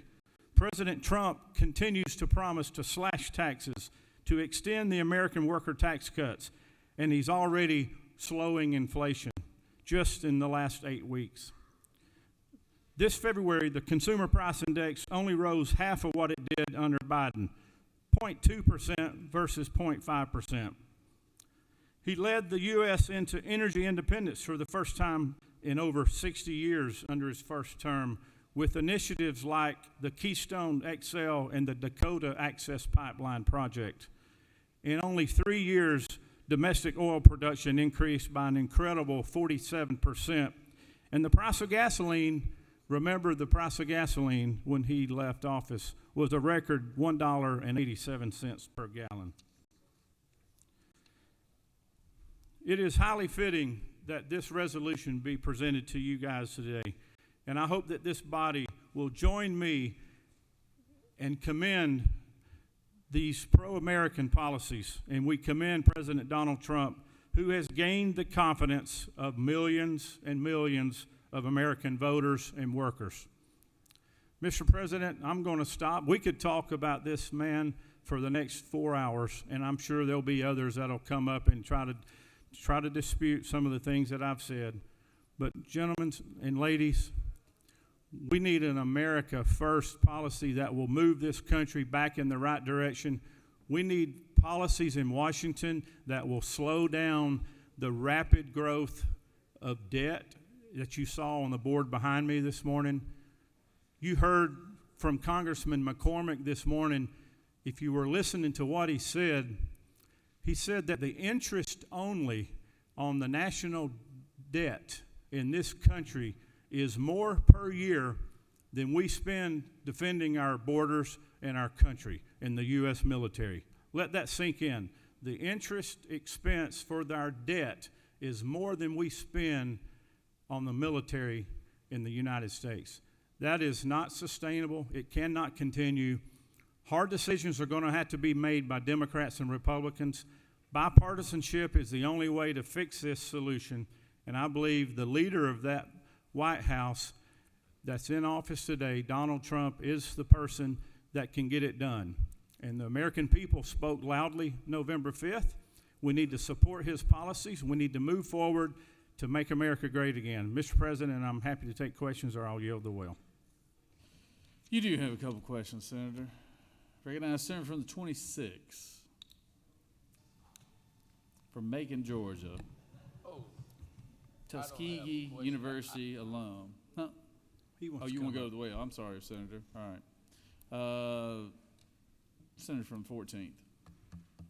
Thank you, Mr. President. Does the leader yield? I will for you. Leader, thank you. There was some news coverage back, I think around March 2023, that Florida Governor Ron DeSantis had visited Georgia and that you were very impressed with him. Was that accurate news reporting at that time?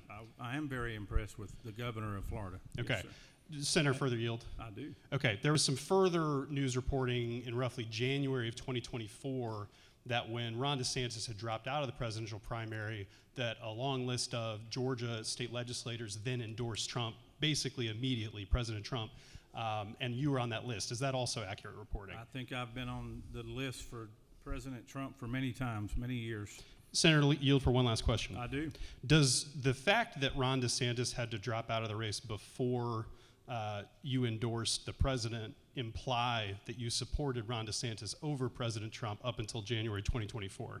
No, sir. In fact, when Governor DeSantis visited the state capitol back 3 or 4 years ago, he was just the governor of the state. He was not a declared candidate, nor did he even discuss running for office other than governor at the time. So he met with the entire Republican caucus that day, and we all listened to him and loved some of the things that he did in our state below us, our neighboring state, including lawsuit reform, which he's led on many other issues, and he's done a great job. So we believe he's done a great job for the state of Florida. They have eliminated their income tax, which we should be doing here as well.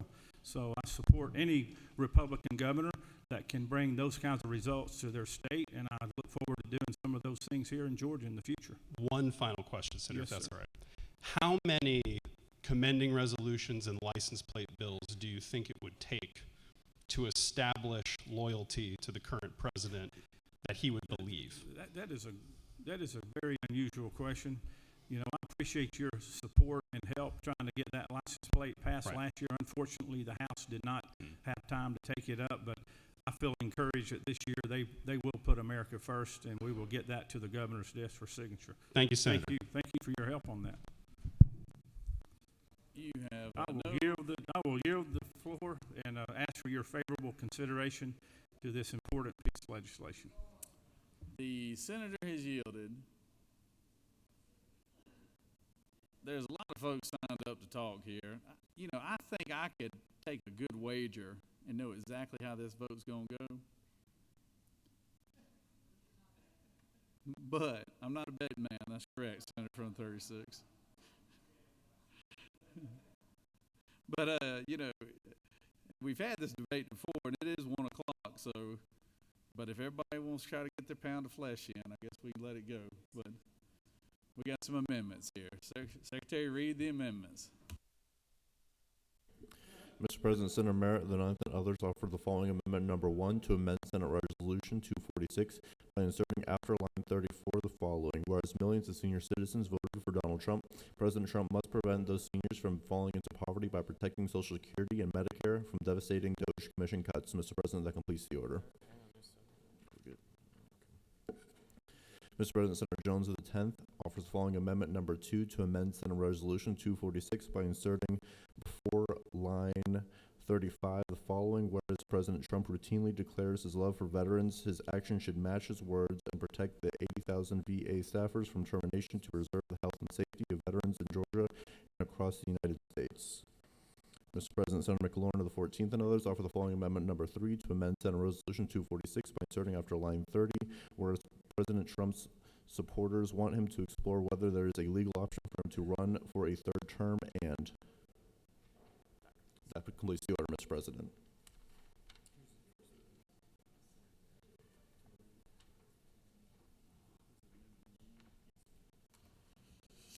For amendment number 1, Senator from the 9th, would you like to speak to your amendment?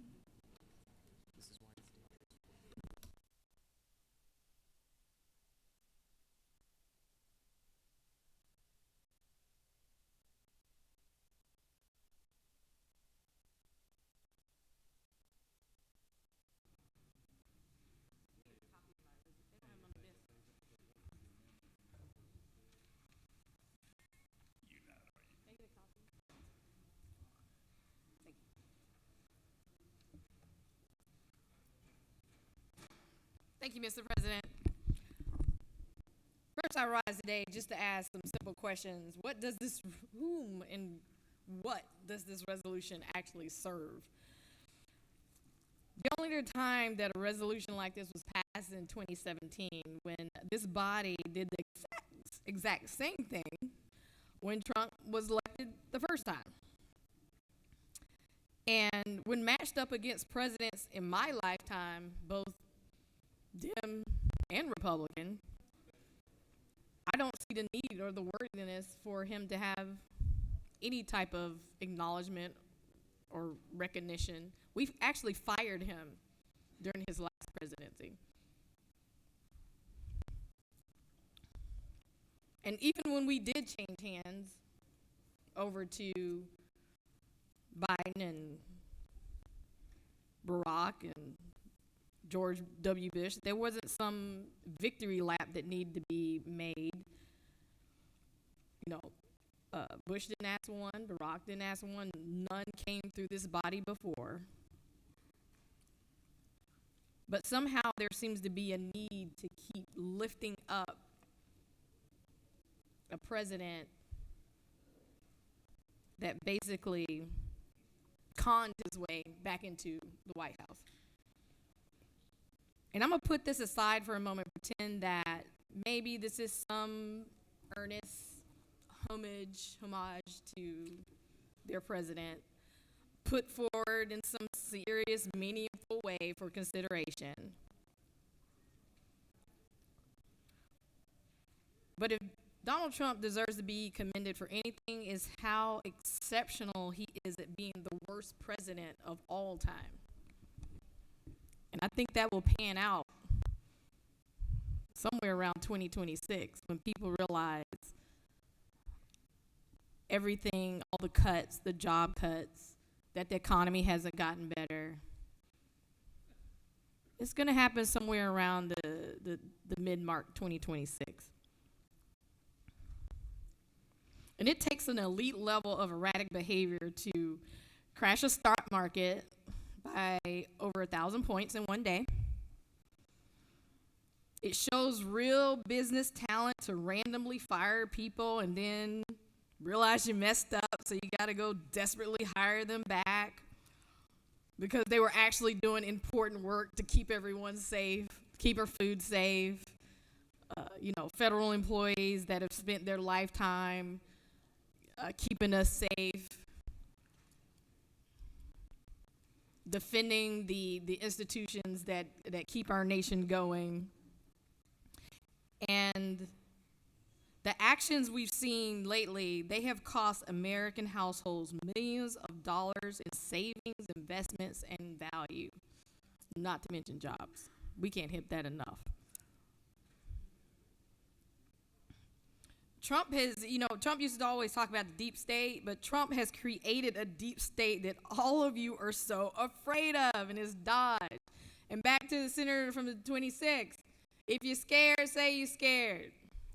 You're scared of your seat, you're scared to push back, say it. But that does not mean you need to concede to the policies that I think would ultimately hurt many of your districts and your constituents. And by conceding to Doge, I'm sorry. Is it Dodge or is it Doge? It looks like Dodge, the car, which, his car, it's a whole nother thing. By doing so, he's handed the presidency over to a shadow government of billionaires filled with people who are stealing from working families, ruining our lives, and opening up our government to ideology that looks very closely to some white supremacist ideologies. And no other president has done that before or attached themselves to so many divisive policies like this. This resolution states that Trump has appointed and nominated a record number of women and minorities and individuals from all ranges of backgrounds in key leadership positions. I haven't really seen that. But I will talk about his efforts to dismantle the history of black veterans from our military institutions. The DEI attack on black Americans and the advances that we have made. What about his efforts to rip programming from schools for allowing students from clubs to celebrate their backgrounds? We had a bill here that was an exact replica of what Trump policies are trying to do. Take the diversity away from our schools and punishing our schools who would like to celebrate that diversity and teach that diversity. And it's also interesting that this resolution doesn't mention his personal character. I think what bothers me as he's conned his way back into the White House, we keep forgetting the character flaws.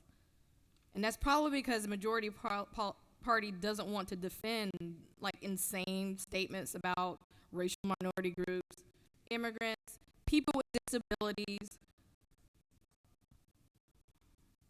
or various other insults to certain populations. And let's not forget that he is a convicted felon. Convicted felon in our White House. Maybe, the majority party doesn't want to be associated with his horrific treatment of women. And to be clear, you voting for this resolution, you're commending a sex offender. He was found liable for sexual abuse and bragged about it on an audio about assaulting women. This is the person we're commending today under this resolution.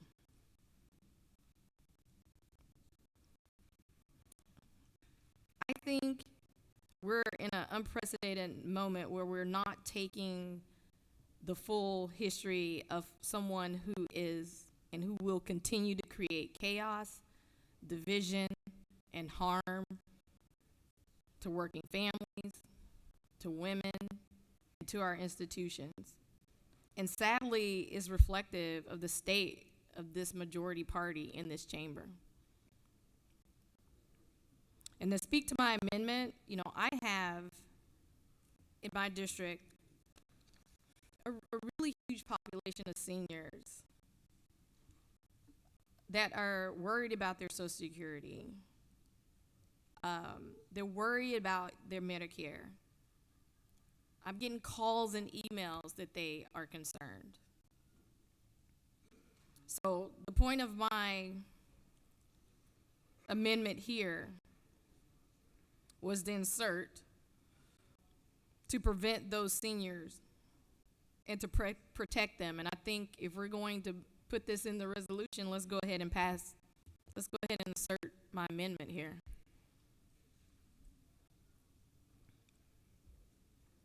I think we should just be mindful and think carefully about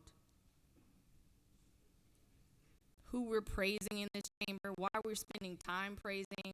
I get that your side of the aisle is happy he won, but there are also a number of constituents that are in fear right now, that are concerned right now, that are tired of the chaos. And to me, that is not a reflective of a president that we should be honoring. And with that, Mr. President, I yield well. All right, the senator has yielded. Senator from the 44th, you got a parliamentary inquiry? Yes, Mr. President, I'd like to ask for unanimous consent to excuse the senator from the 34th for business inside the Capitol. Without objection, senator from the 34th is excused.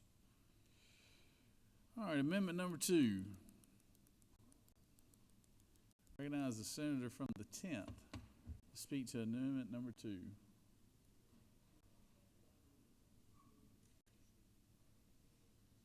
Secretary, read 1A while we're waiting on the senator from the 10th. Mr. President, Senator Sessler of the 37th offers the following amendment, number 1A, to amend Amendment 1 to Senate Resolution 246 by striking on lines 6 and 7 the following from devastating Doge Commission cuts. Mr. President, that completes the order.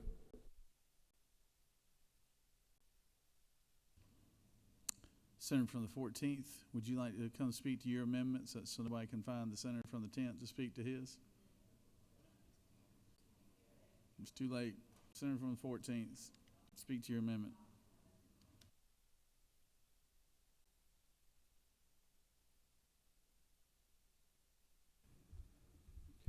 Thank you, Mr. President.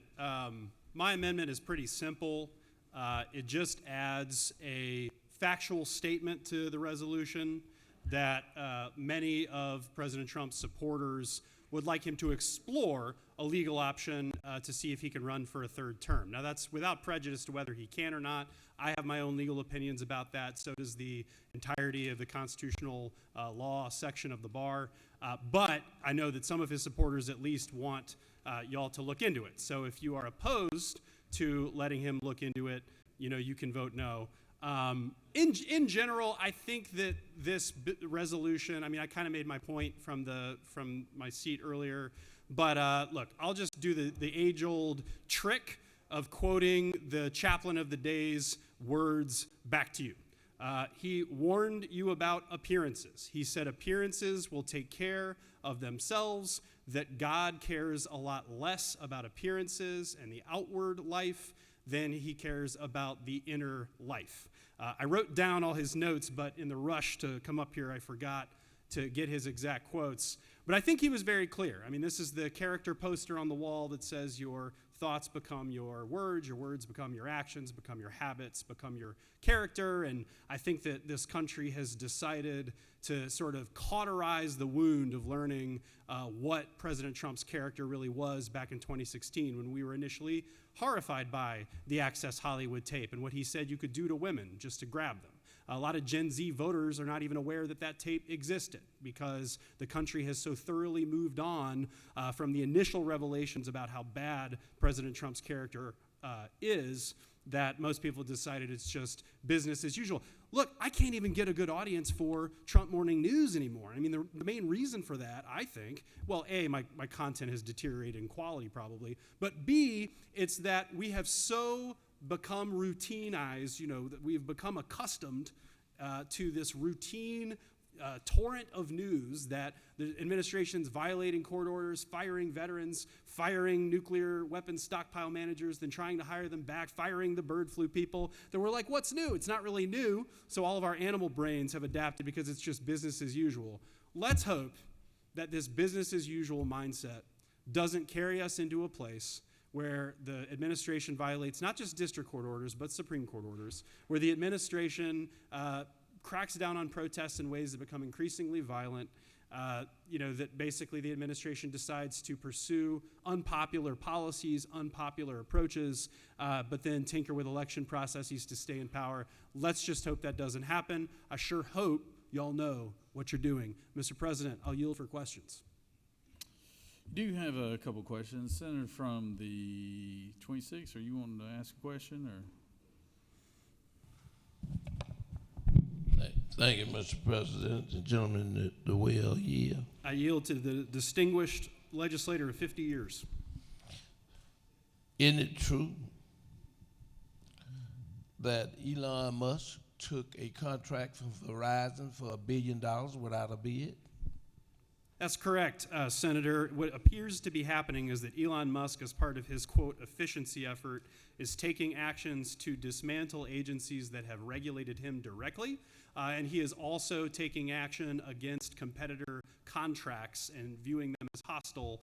There are a lot of fancy political science words to describe what's happening, but the gist of it is just that it boils down to the personality of one man, President Donald Trump, and the billionaire, the unelected, unappointed billionaire who he has put in position to dismantle as much of the federal government as he wants, Senator. Would the gentleman further yield? I further yield. Isn't it true that the Prince of Saudi Arabia killed the journalist Khashoggi and then turn around and lend $3 billion to Jared Kushner, the president's son-in-law? Senator, I think if you throw a rock near the Trump family, you will hit a $1 billion contract that Kushner or his associates are trying to obtain from a foreign government. Senator from the 36th. Thank you, Mr. President. Does the senator yield? I do. Senator, just a couple of questions, and I know that you are a big consumer of the latest late-breaking news developments on the national scene, the carnage that we're witnessing. Unfortunately, yes. In light of that, I ask you if you had the opportunity to see any of the president's remarks when he spoke for more than an hour to the Justice Department over the last several days. Senator, it's all a blur to me at this point, and I do my best to vomit the news when I come up here. Please enlighten me via question form if you'd like. Thank you. Isn't it true that we witnessed live and in person for the employees at the Justice Department, but all across the various news outlets, that this president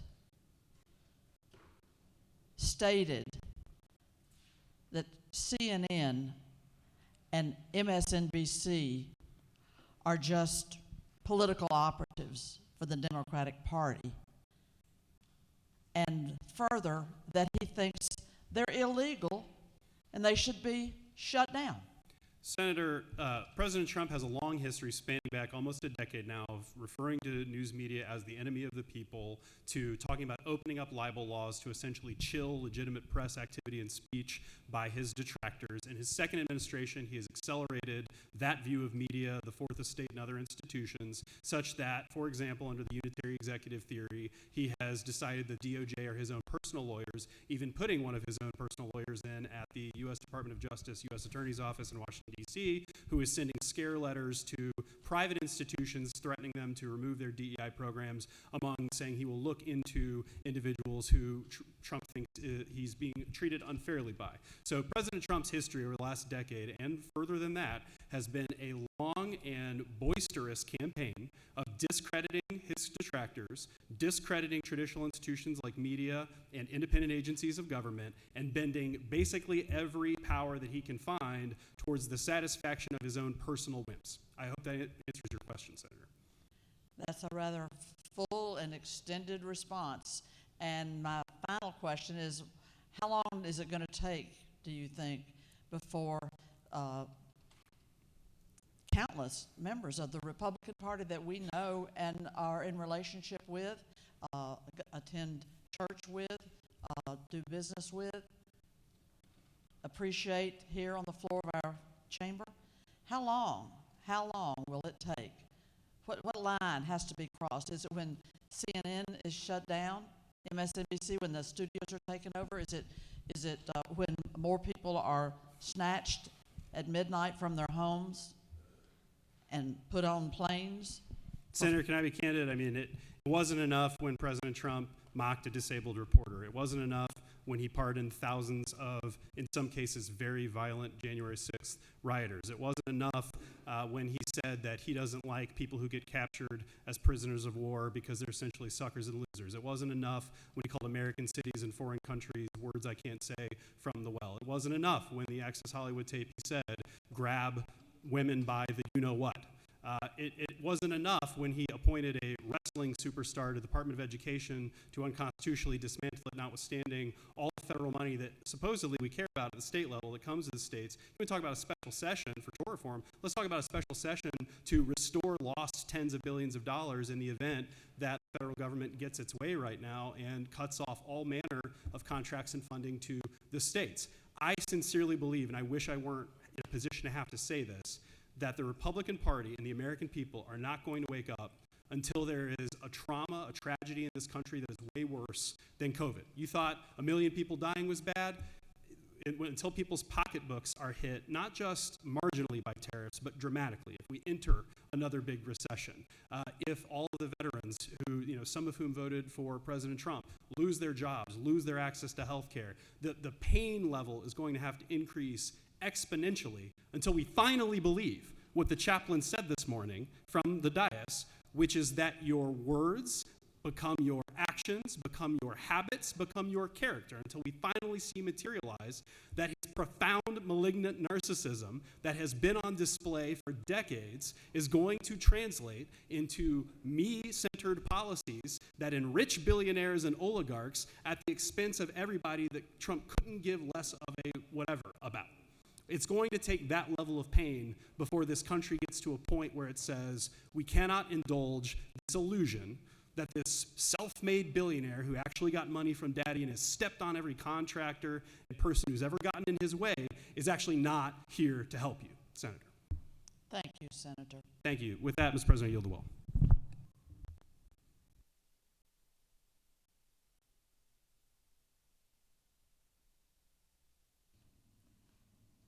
Senator from the 10th, I believe you had an amendment. Would you like to speak to that amendment? Senator from the 10th. Floor is yours. You starting to act like a congressman. You know that?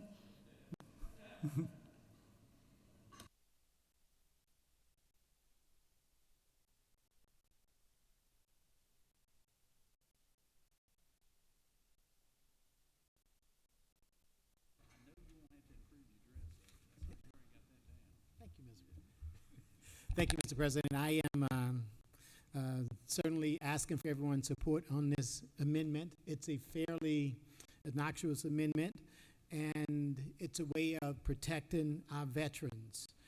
And if there's no questions, Mr. President, I'll yield the well and encourage all of you to please support our veterans across this great country. They do need our support. Thank you.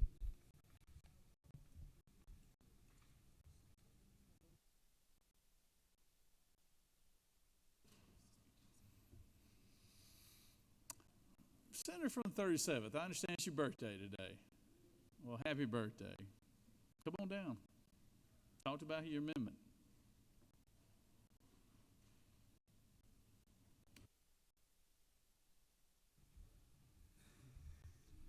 Mr. President, ladies and gentlemen, Senate Resolution 246, Amendment number 1, I think, is something we want to divide the question on. The senator who offers this recognizes that millions of senior citizens voted for President Trump. And one of the things President Trump sought to do in running for president is to recognize that senior citizens for their lives have invested their own hard-earned dollars in the Social Security system. They've invested their own hard-earned dollars in Medicare for the expectation that it be there for them. And I think that's something the president recognizes and has never been in question. But what's raised here in lines 6 and 7 of the amendment is, I think, wrong. The senator who offers the amendment adds to that the reality that President Trump championed protecting Social Security for people, adds the words from devastating DOGE commission cuts. Now that, my friends, is not true. That is a false premise. I will tell you that in spite of the fact that President Trump stands behind protecting Social Security and Medicare for those who paid into the system and expect a fair return for it, we do have $36 trillion of national debt. The DOGE Commission is trying to do good work. In spite of some of the hyperbole that's raised, in spite of some of the turbulence that's being generated by those that aren't happy with some of the decisions being made, the proposition of the DOGE Commission to bring government efficiency to a government that is more than $1 trillion in debt every year on an accelerating basis in a nation that every single citizen has $100,000 of federal debt attached to them. It's people. A family of 6 has $600,000 of debt attached to their family because of the rising federal debt. The DOGE Commission has a noble charge, a charge that I think we should take very seriously. So, Mr. President, what I'm offering in Amendment 1A is to simply strike the words at the end of Amendment 1 that says, from devastating DOGE commission cuts, and recognizes then, as Amendment 1 would, that President Trump was elected by millions of seniors and that he is committed to protecting Social Security and Medicare for those who've paid into it and deserve a fair return. Mr. President, be glad to take questions. Recognize Senator from the 41st. Thank you, Mr. President. Senator, do you yield? I do. Senator, based on the amendment that we have in front of it, it seems like do you agree that we need to protect seniors, Medicare, and Social Security? Do you agree to that? Not only do I agree with that, but President Trump agrees with that. Right, and so do you support the DOGE Commission cutting Medicare and Social Security in any way? I believe the DOGE Commission should turn over every rock of government. If there's waste within our Social Security administration, if the bureaucracy that administers Social Security could be administered more effectively to cut costs and allow more returns to go back to seniors who paid into it their entire working lives and deserve a fair investment, I think we should absolutely look at it. But I think the premise that President Trump looking to undermine the benefits that come to seniors is a false premise, and I think Amendment 1, as offered by the senator from the 9th, sort of misportrays and sort of mischaracterizes it. Do you further yield? I do. So would you be in favor of DOGE doing devastating cuts to Social Security and Medicare? Because that's, I think, what the amendment says, that we want to make sure that the president does not allow DOGE to provide devastating cuts to Social Security and Medicare. So by striking that, do you support DOGE doing devastating cuts to Social Security and Medicare? Appreciate the question. Of course not. I think the language of from devastating DOGE commission cuts is a false premise. I think it supports the false narrative that DOGE is looking under every rock of the federal government, looking for ways to achieve efficiency to better serve Americans, is going to lead to devastating cuts. I think it's a false premise. And I think adopting 1A recognizes that President Trump was elected by millions of Americans and should help them from falling into poverty. I think that's something that the president ran on. I think millions of Americans, perhaps seniors, who perhaps voted for other Democrats in the past, trusted President Trump to apply common sense and protect our nation's economy, as opposed to the foolishness we saw coming out of California. And I think the language from devastating DOGE commission cuts is a false premise that's deceptive and twists the very purpose that so many seniors, supported President Trump, because he's going to protect Social Security and Medicare and the donations they've made, the contributions they've made to it, but from their years of working, and expect a simple, fair return. Thank you, Mr. Senator. With that, Mr. President, commend to you Amendment 1A and yield the will.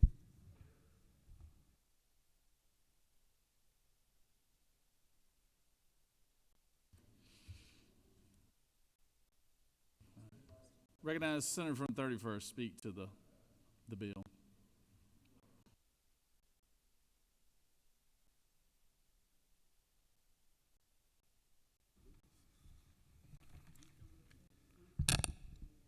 Thank you, Mr. President. So I think it's funny that the minority party, I think Trump's been in office for maybe, 3 months? Almost 3 months, and the minority party just gets up here and wants to erase the past like it never happened. It's kind of funny.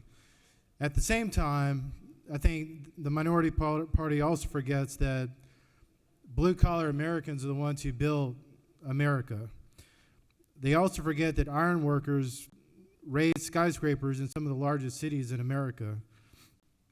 The minority party also forgets that auto workers gave America's mobility and welders and machinists to put us on the moon. And last time I checked, many of those auto workers did not vote for President Biden. And for decades, politicians from both parties ignored these blue-collar Americans. They outsourced their jobs to Mexico and China and told displaced workers how to go learn code. If you don't understand the appeal of Donald Trump, then you are one of those politicians. If you don't understand why blue-collar workers want to put America first, it's because you fail to understand that their sons and daughters that fight our wars, they're not yours. Conservative Democrats used to understand these blue-collar values. They used to represent these voters, but conservative Democrats have systematically eliminated them from their party by the liberal elites who push radical social policies. Donald Trump found these abandoned voters and gave them something to vote for. We took the blue-collar worker agenda from the New Deal, got rid of the big government as we're doing now, and the entitlements, and we're putting citizens first. So for those that forget the accomplishments of the last 3 months because there's news anecdotes, or we want to talk about forget about the failures of the last 4 years. If we want to talk about America's failing and hurting, it's hurting because they've not been heard. They've not been listened to. The federal government has shoved rules and policies down their throats without having a say. Border security is the lowest it's ever been. It's down 94% from February, down 96% from the all-time high of the Biden administration. In one sector, illegal border crossings are down 99% over 2023. 99% over 2023. One of the single most issues that the minority party didn't want to defend, ran from it, and now want to act like they want border security because they lost an election. The Lincoln-Riley Act, we debated that here. American manufacturing. The United States gained 10,000 manufacturing jobs in President Trump's first full month in office, led by the auto sector, which gave the most new jobs in 15 months. This swift turnaround after losing an average of 9,000 manufacturing jobs per month in the final month of the Biden administration. I guess we have amnesia, right, minority party? Because that never happened. Rescuing Americans. President Trump secured the release of 6 American hostages in Venezuela, 2 Americans in Afghanistan, an American Israeli citizen in Hamas captivity, a Pennsylvania teacher in Russian captivity, an American citizen in Belarus, bringing the total number of American hostages released close to 11 and more coming home. But we never hear that talked about. And oh, by the way, the minority party's doing such a good job, we can't even find our U.S. senator when it's time to stand up for Israel and have that conversation.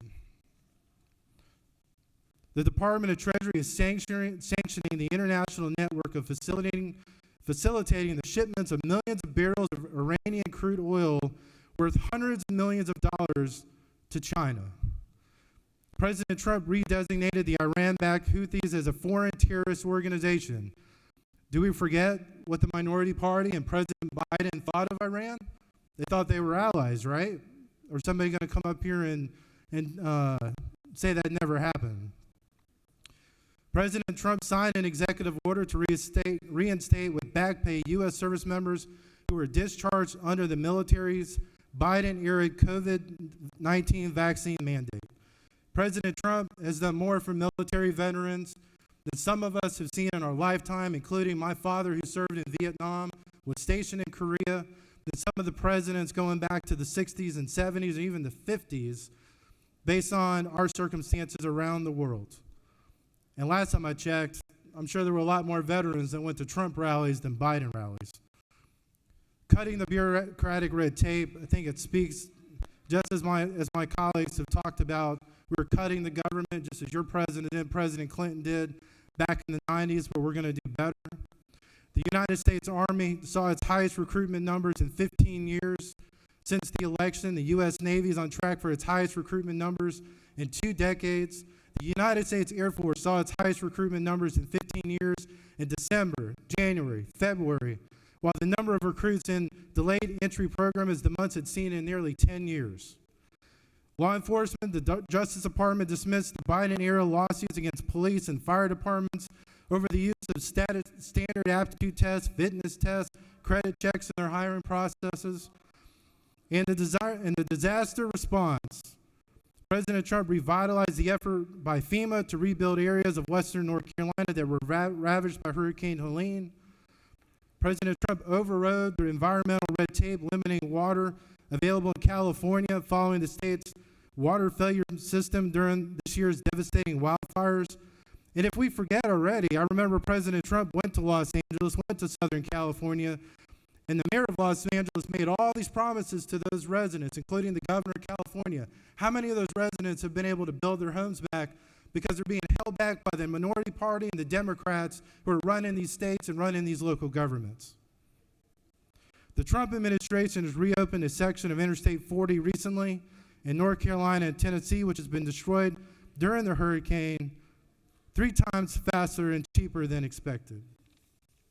So as I close, Mr. President, we're going to hear more myths about the Trump administration. We're going to talk about why was he defeated in 2020 when he came back with a record-crushing electoral college victory across America this year. Because Americans demand more. They demand more than a president hiding or sleeping in the basement of the White House. And we also need to hold the minority party accountable and also ask, where's our U.S. Senator on these vital issues for Georgia? So, Mr. President, I yield the well and ask for Green to vote for this resolution commending the President of the United States. Senators yielded. Recognize the senator from the 35th.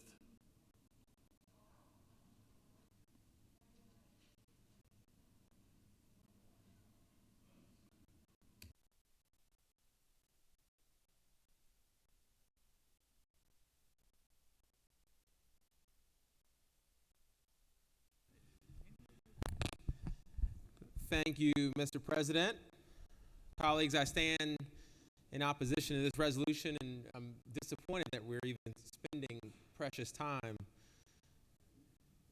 voting on this resolution. It should never have been brought to the floor.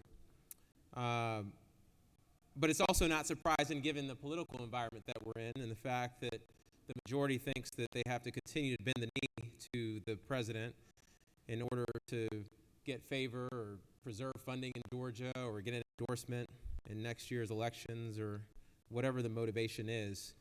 I could stand up here for several minutes, probably hours, fact-checking everything that we just heard. But I do want to highlight a few interesting facts, especially when I'm looking at the text of the resolution, one that highlights a record number of women and minorities in a wide range of key leadership positions. That is demonstrably false. Minorities in key positions in this administration are few and far between. In fact, they're rare. And when you talk about women, the first president to set that record was Barack Obama. And Donald Trump just matched it, far from being able to say that it's record-breaking. And then the fact that we cite the border, which, colleagues, those numbers were going down already because President Biden had implemented border security measures that the president, current President Trump, stopped, by the way, in the middle of the election cycle because he wanted to make sure to win the election. Those measures were implemented, and we saw a dramatic decline that the president now is all of a sudden taking advantage of for his political advantage. And I also want to comment on the fact that we heard about a record-breaking tax cut for working families. There was no record-breaking tax cut for working families. The tax cut from 2017 and the tax cut that this president is trying to renew was a tax cut for billionaires and millionaires. Working families, those making, we could use a high bar, those making under $400,000 did not receive record-breaking tax cuts. In fact, when you put all of the tax cuts from 2017 into one bill and look at it, it was not even the top 5 in U.S. history for tax cuts. But it is one of the most expensive tax cuts, not benefiting those working families, but instead benefiting billionaires who the president feels like he owes a lot to for his election. Colleagues, I want to make sure that I'm crystal clear on this. The decisions coming out of Washington under the Trump administration will leave a lasting negative impact on our economy, our institutions, and our communities right here in this state of Georgia. And what makes it even more troubling is the resounding silence that we've heard from Georgia's Republican leaders. Let's start with the Centers for Disease Control and Prevention. The CDC, headquartered right here in Atlanta, has long been a source of pride for our state. Yet the Trump administration recently slashed more than 10% of its workforce, much of which is right here in Atlanta. 1,300 Georgians lost their jobs. That's 1,300 families that will be struggling to make ends meet right here in our backyard. And the ripple effect is undeniable. From local businesses to our housing market, the economic toll is mounting. And then there's the devastating blow to biomedical research. The National Institutes of Health, which funds critical research at institutions like UGA, Go Dogs, GSU, and my alma mater, Emory University. These institutions are facing severe budget cuts. Over $780 million in funding, along with nearly 12,000 jobs. The groundbreaking medical advances that we've seen in Alzheimer's, cancer, and other terrible diseases are at risk simply because the Trump administration chose to gut these investments in their fight against science. But it doesn't stop there. More than 170 Department of Education employees in Georgia are losing their jobs. Several hundred IRS employees in Georgia have lost their jobs. When we think about education, down at the local level. You have several hundred teachers from across this state who are going to Georgia State University, have seen their funding in limbo. These are new teachers that were intended to fill teacher shortages across Metro Atlanta. And just when I thought it couldn't get any worse, the USDA delivered another gut punch, a food program which provided Georgia districts with essential funds to purchase food directly grown by Georgia farmers, was cut. Over 900,000 children in our public schools relied on those meals. Not only did this program ensure our kids had nutritious food on their plates at school, but it also supported our economy. And specifically, it supported our farmers and our ag economy. The USDA justified this decision by claiming that these programs were non-essential after the end of the pandemic. Y'all, the loss of this funding will increase food insecurity for our students while undermining the livelihoods of our farmers. At a time when the state's food banks are saying there's an all-time high in terms of need, including in South Georgia, where we have one of the most food insecure regions in the entire country. Now, what's the purpose of these reckless cuts? Because if you told me it was to eliminate the trillions of dollars in deficit that the congressman spoke about earlier today, then we could have an argument about it. If you told me that it was to close that deficit or to pay off the debt, then we might have an argument. If you told me that it was to redirect those supposed billions of dollars, which it turns out in reality it's not as much, in savings to those in need, then we could have a debate. But no, the chainsaw that Elon Musk and Donald Trump are using is to support tax cuts for Elon Musk and Donald Trump, many of whom donated billions, millions of dollars to secure the election of Donald Trump. In fact, the House tax cut proposal that just came out a couple weeks ago would see an increased burden for working families. Think about that. Trump is doing this simply to repay his friends with a tax cut for putting him in office. So in the face of all this, I ask, where are Georgia's Republican leaders? Because the silence is deafening. Not a word of protest, not a call to action, just a commendation. No attempts to stand up for hardworking Georgians. Instead, a resolution to commend the president for his so-called leadership. Let me be clear, there is nothing commendable about undermining working families. There is nothing commendable about cutting vital jobs across this state. There is nothing commendable about leaving Georgia's most vulnerable children without reliable meals. We cannot afford to stand idly by while the people we represent across this state suffer. It's time to call out these harmful decisions and demand accountability, because the hardworking people of our state deserve leaders who will fight for our families, for our workers, for our farmers, and especially for our students. Leaders who understand that the strength of Georgia lies in the well-being of its people, not in empty political gestures, which seem to be coming out a lot from this chamber.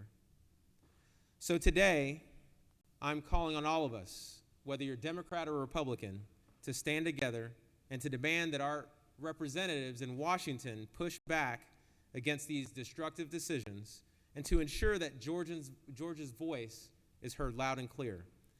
Because we should be leading with courage and with integrity, both of which the president does not have. And the people of Georgia deserve nothing less than for us to stand up for them. Colleagues, this resolution is a complete waste of time, and I call on you to vote against it. Mr. President, I yield the will. Senators from the 21st, we're going to beat this thing to death, I guess. And we just pushing back committee meetings as we sit. They should have listened to me back in 2015. I will tell you, Mr. President, I'll be quick. I want to thank the senator from the 51st for bringing this resolution. I support it. I appreciate you recognizing a great president, a great leader, and a great man.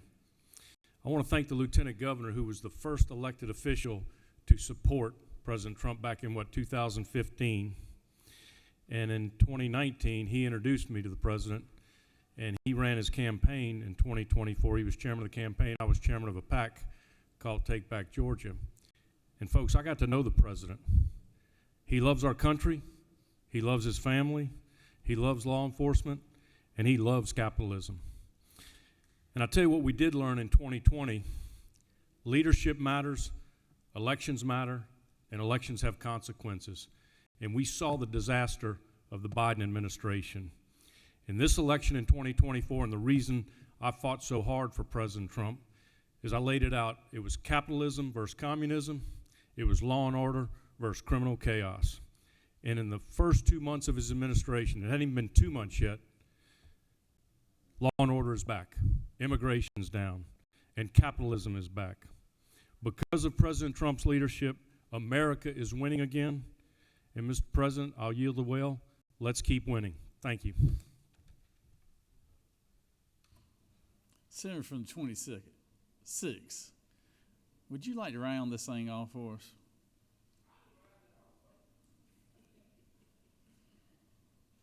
You know, I'm not going to agree with probably anything you say, but I'm going to enjoy listening to it.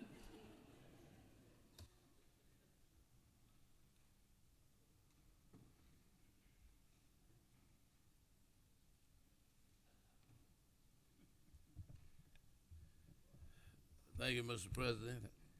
I tell you, in 50 years of walking these halls in this Capitol, I've never seen anything like it.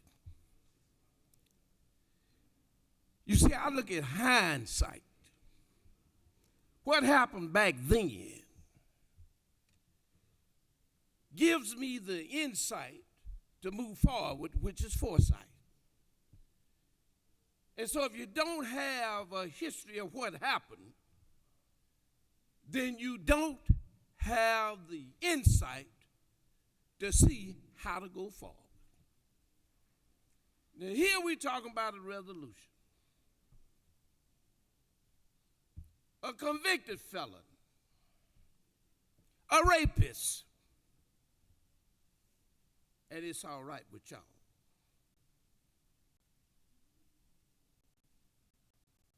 You're talking about somebody that cuts the Department of Education. I guess we go back to separate but equal.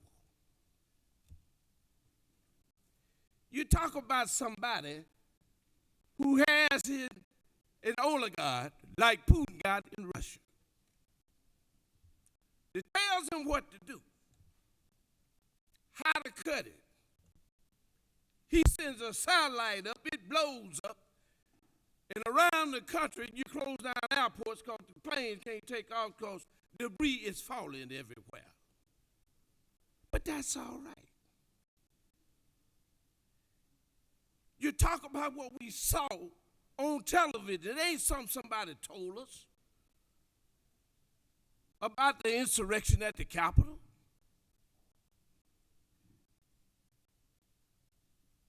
People beating folks. People looking for pension. And had a noose outside said we'll hang him. The vice president. All started by the man in the Oval Office who watched it on television. Children, his own children called him, said, Daddy, tell him to leave. And he wouldn't do it. And he promised his re-election. If he's elected on day one, I'll be dictator. That's what he said. Go back, get the recordings. That's what he said. And now he tells judges, if you don't do what I said do, there's something wrong with y'all and we need to investigate you.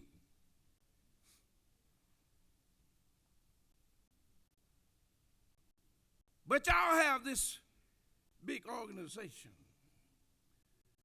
where y'all vet judges and decide who's going to be a judge or a federal judge.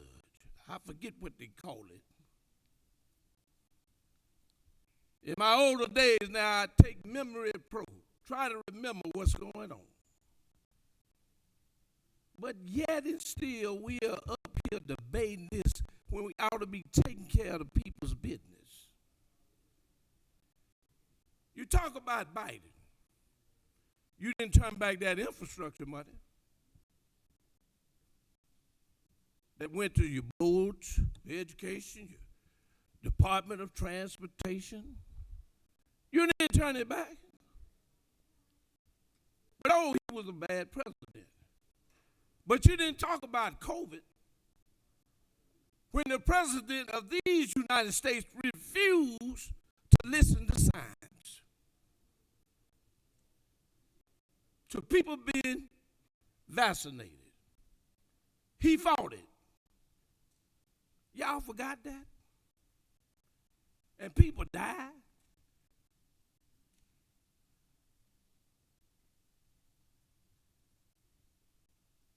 It's all about the money. That's all it's about. It's about the money.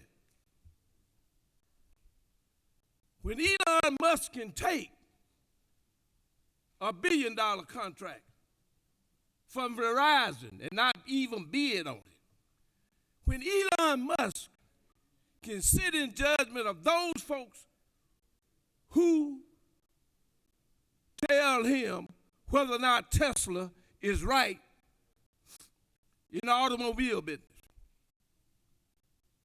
A president that seeks the Justice Department on the folks who are picketing Elon Musk.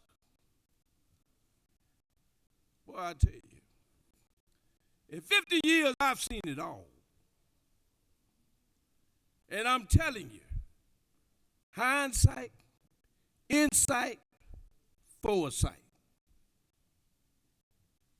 Again, I said, all of you, you're supposed to be men and women of integrity. But yet, you're scared. If you're scared, just say you're scared. So when the voters go to elect you, tell them, I'm scared. Elon Musk says he will primary everybody that votes against Trump. Now that's what he said. When you have a border solution, a bipartisan border solution, and Trump told him not to vote for it. Then let me tell you something about America. People come here for a better life. For 10 years, I was in the bus transportation business. And I used to go to Nuevo Laredo, Texas, to pick up migrant workers who were coming here to work these agricultural fields.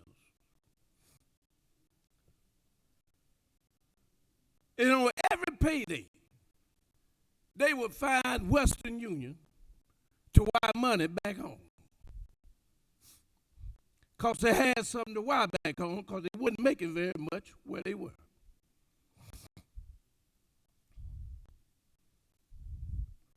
And yet you talk about immigration. What you going to do with the crops? You going to let them sit out in the fields and rot? We ain't picking them no more. We were the cheap labor. Let me tell you something. I went to a peach field one day. I'm from Toomersville, Georgia. That's across the railroad tracks when you get to Byron, Georgia. And I went out with my cousins one day. They picked peaches. Went to pick a peach, a big old snake wrapped around the tree. I left the field immediately. And I said to myself, I'm going to get me a good education, a good one. And one day I was riding with my mom and dad and saw this elderly guy had a backpack on him, unshaved, like I am today. And I said, Mama, Dad, what's wrong with him? Son, he's walking with everything he owned on his back. And so I said to myself, I want to be somebody. And the only way you can be somebody is to work at it. And here we are, talking about a president that tell veterans, I'm going to privatize the nursing home you in. You're not going to get the medical care that you deserve.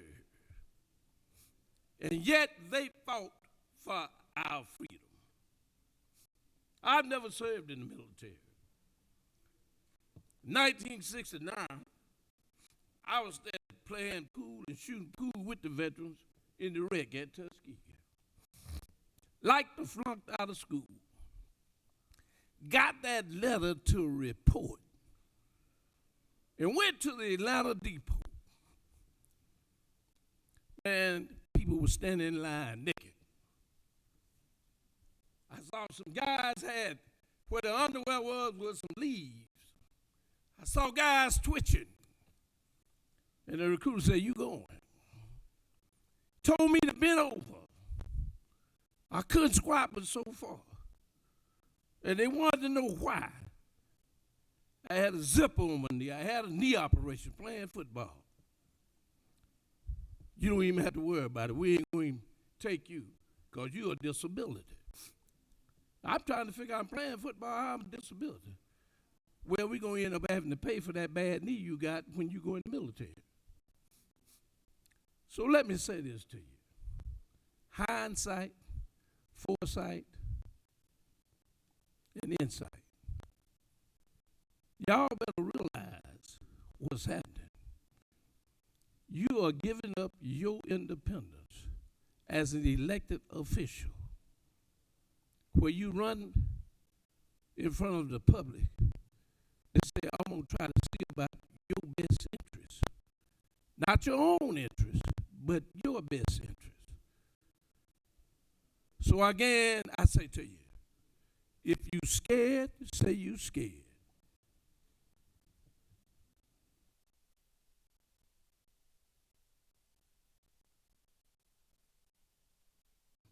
All right, we're down to two last speakers here.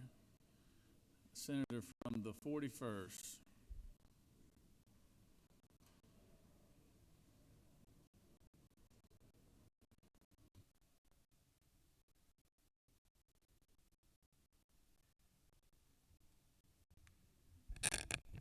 Thank you, Mr. President. I rise today to talk about the constituents of Georgia's 41st district. My district, my constituents who do not represent the majority party, but in fact are a part of this minority party. Constituents who overwhelmingly at 85% voted for someone who is not currently the president. I rise to represent those folks. Folks who I consider to be my people, my family.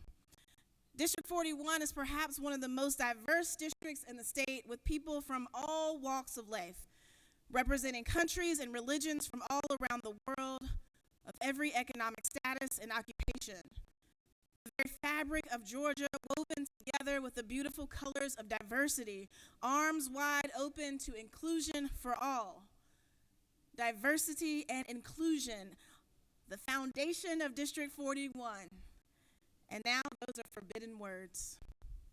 The beautiful District of 41, the beautiful people of District 41, they are refugees and immigrants who've spent years walking through our country's legal process to make Georgia their home and to contribute to our economy. My people, they are doctors and scientists, CDC workers who've dedicated their lives to keeping our country and the world healthy. My district, my constituents are teachers and librarians who spend countless hours with our children, loving them and helping them grow into kind and loving, accepting adults. We are veterans who sacrifice so much to protect our communities. Those are the folks of my district. The beautiful people of District 41 who within hours of Trump taking office have faced the devastating consequence of merely existing in our country, who through the execution of executive orders have lost their jobs, have lost their homes, have lost their ability to teach our children principles of inclusion and diversity and how to love their neighbors well. My constituents who have lost the feeling of safety and security and community, that has been the benchmark of our country's existence. And yet they have it no longer. I rise in opposition to this resolution because it's a direct slap into the face of my constituents. This resolution celebrates the current president's claim of keeping communities safe and ending the weaponization of the federal government, but it blatantly ignores the weeks and months of devastation that have plagued my constituents, my people, my district. The resolution symbolizes nothing but the callous indifference and outright contempt that the current administration has for those who have done nothing wrong. The refugees who face imprisonment and torture, the doctors and scientists who can no longer work to find life-saving cures for childhood cancer, the veterans who were promised employment and are now facing job loss, the teachers whose training grants have been sliced, the students whose dreams of higher education have been squashed. Those are my constituents, my people, my family. District 41 is a rich and diverse tapestry of our state's most beautiful and most resilient people. And I want to be clear that we will not slink away while this administration actively seeks to dismantle the very fabric of our being. We will continue to show up and speak out against the harms being acted by this current president. And we will survive and thrive despite it all. Because the people of District 41 and all of our colorful diversity, well, we will fight to the end to protect all of those who need a voice. So today and every day, I vote no on all legislation that seeks to reward harmful behavior at the expense of my constituents, my people, and all Georgians. With that, I yield the well. Rounded off with the minority report, Senator from the 2nd.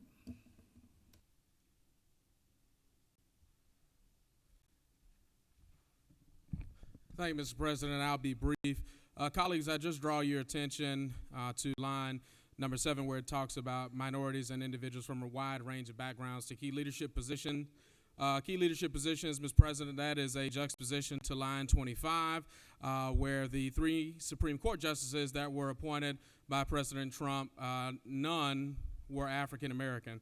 And so that is the juxtaposition to having this robust diversity, the opportunity to appoint a lifetime judge. I'm most certain that there are African American jurists that could serve on the Supreme Court that were and might be conservative, as we have seen in this administration, because on March 4, 1789, the Supreme Court was created, and there have only been, since 1789, 3 African-American Supreme Court justices appointed. So that is a juxtaposition. Line 12 talks about ending high inflation and making America the leading energy producer in the world. Mr. President, I would just ask the question to my colleagues in the majority, then why are folks' light bills sky high? Why are their energy bills high? Why are folks paying more for energy if we are leading as an energy producer in the world? Lastly, Mr. President, lines 14 and 15 talks about executive orders, and this also is a juxtaposition. It's very ironic to hear my colleagues in the majority talk about the use of executive orders. When President Barack Obama was president, he was called an emperor for using executive orders, and it was called an executive overreach, and there was questions about the legality of President Barack Obama's executive orders and his use of such executive orders. The last thing that I will say, Mr. President, as I get ready to round this off to go to my seat, the Chief Justice of the Supreme Court, John Roberts, said, "Never have we ever used the ability to impeach sitting jurists based on a ruling that we don't like. We have an appellate court and an appellate process that we go through and use for that matter, because there are three separate and distinct branches of government. That is the legislative, that is the executive, and that is the judiciary. And if you don't like a ruling, then you go through the appellate process to challenge that ruling, and the president has a majority on this Supreme Court. And so if he wants to find out what that ruling is, then he should take that case to the Supreme Court. That has been the process that we have followed since the architects of our republic wrote that we would all be created equal and we would have all these undeniable rights for life, liberty, and the pursuit of happiness. And so, Mr. President, I just ask that we be true to what we've said on paper, because what's good for the goose is good for the gander. My grandmama always told me, a lie don't care who tell it, and if you do tell a lie, sometimes you have to tell two more lies so that that lie will have legs to get up and walk. And as I close, Mr. President, if we truly want to get to a democracy where everyone is treated equal, then we truly have to look at the things that are happening in our country. And if you see something wrong, you have to say something. You have a moral obligation and a sense of duty to speak out when you see injustices happening, and to gut the federal government and put people without jobs, without any rhyme or reason. It's not the American way. It's not American democracy. It's not who we are as Americans. We believe in due process. And so giving someone a 24-hour notice that they lose their job, well, what if their house goes into foreclosure? What if these things happen and you say, well, we're going to cut entitlement programs? Well, Mr. President, I just leave you with this. When we talk about entitlements, folks aren't saying that they're entitled to anything, but in order for the American society to work and be balanced in this capitalistic economy, you have to have poor people, people who are working at the bottom. And so before you call it an entitlement, I thought about this as I came to close. When we talk about folks who get a mortgage interest deduction on $1 million home, maybe it's about $750,000 over the course of that lifetime. They get to take off about $20,000 in their taxes. We call that a deduction. But if it's poor folks, we like to call that a credit. So maybe we should change the language and give poor folks deductions and give rich folks credits, because that's all they get. It's a whole bunch of credits, credit on credit on credit on credit. And so if you truly want to say we want entitlements, then, Mr. President, we got to end corporate welfare and stop subsidizing billion-dollar corporations that are paying people pennies while also talking out of both sides of their neck. And we can't be the leading energy producer in the world if folks' light bills are sky high, if folks' grocery prices are sky high. And when we talk about the use of executive orders, if President Barack Obama was an emperor, then what does that make President Trump today? And the same majority party cried bloody murder are the same majority party folks saying, this is great, we love it, keep going. And with that, Mr. President, I yield the well. This resolution is quite hypocrisy in my position, and I will vote no, and y'all know how y'all gonna vote, because, you know, maybe, Mr. President, the folks in this chamber, you know, get a good, strong backbone like I got from the second. I yield the well. All right, Senator. The senator has closed debate. I think we would have voted the exact same way an hour and 20 minutes ago, but either way, we're here. All right, here we go. We got amendment number 1A, authored by the senator from the 37th. Amendment number 1A. Is there objection to amendment 1A? There is objection. All right, all those in favor of 1A will vote yea. All opposed, nay. Secretary, unlock the machine.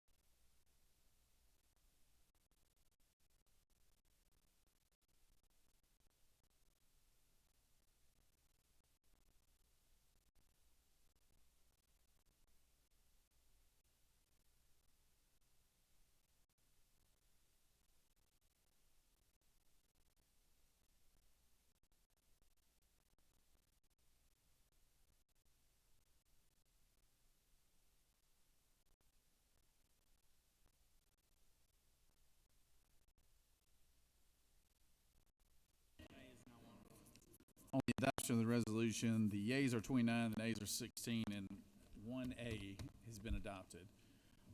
Okay, on Amendment 1, as amended by 1A, authored by Senator from the 9th. Couldn't read your writing, Senator. Senator from the 9th. Is there objection? There is objection. All right, all those in favor of 1 is amended by 1A, then we'll vote yea. All opposed, nay. Secretary, unlock the machine.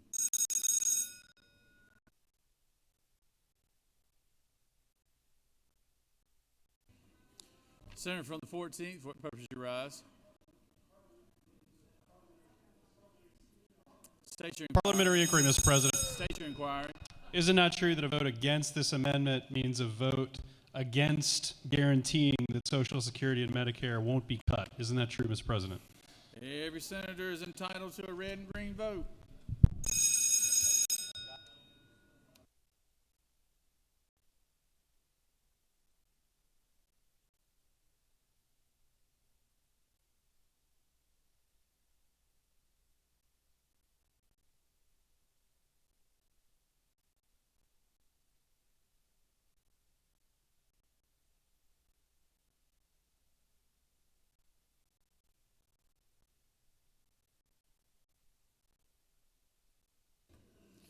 On the adoption of 1 as amended, the yeas are 20, the nays are 29, and this amendment has failed. On amendment number 2, authored by the senator from the 10th, is there objection? We got an objection. All those in favor of amendment number 2 will vote yea. All opposed, nay. Secretary, unlock the machine.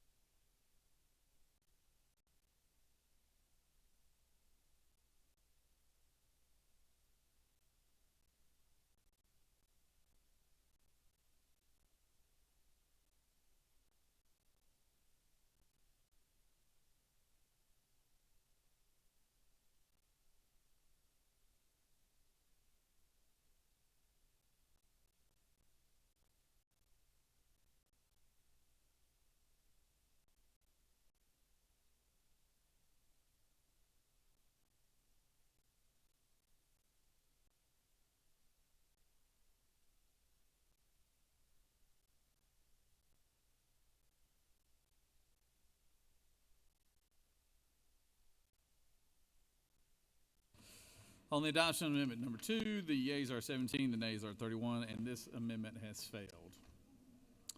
All right, now moving on to amendment number 3, authored by the senator from the 14th. Is there objection? There is objection. All those in favor of the amendment will vote yea. All opposed, nay. Secretary, unlock the machine.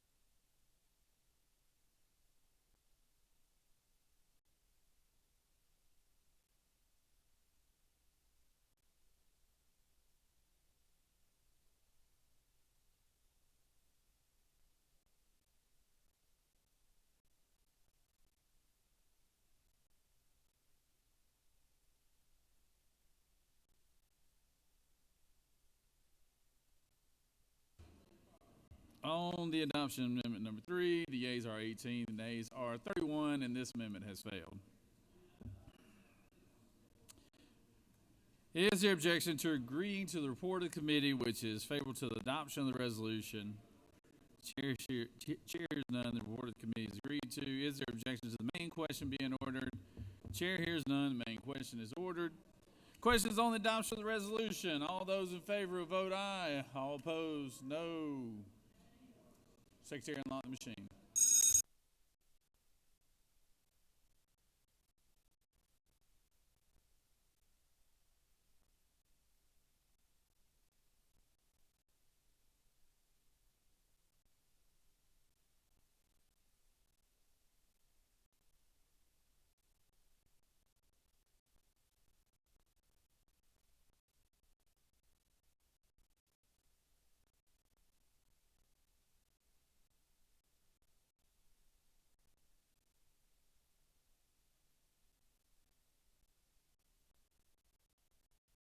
Recognize the senator from the second. For what purpose you rise? Parliamentary inquiry, Mr. President. Station inquiry. Mr. President, is it not true that everybody in the majority party voting for this resolution will rely on you to deliver it?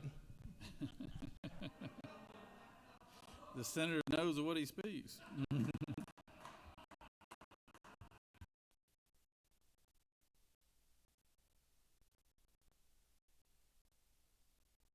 And on the adoption of the resolution to Singapore, the ambassadorship to Singapore, the yeas are 31, the nays are 18, and this resolution has received the requisite constitutional majority. It is therefore adopted. Congratulations, Senator. Recognize the majority leader. Whew. Well, with that being over with, Mr. President, I move that the Senate stand adjourned pursuant to SR 6 until 10 a.m. on Thursday, March 20th. Secretary, read the announcements. Mr. President, the Rules Committee will meet upon adjournment room 450 in the Capitol. At 2:45, the Children and Families Committee will meet room 307 in the CLOB.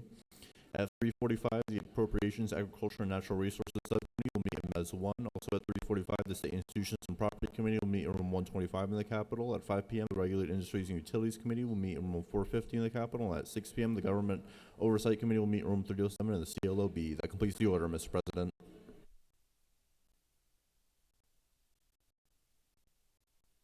Are there any other announcements? All right. So the majority leader has moved. All those in favor will signify by saying aye. All those opposed, no. The ayes clearly have it. Please go to your committee meetings. We've got a lot of House bills we got to sort through, so please go to your committee meetings. We're adjourned. Have a wonderful night.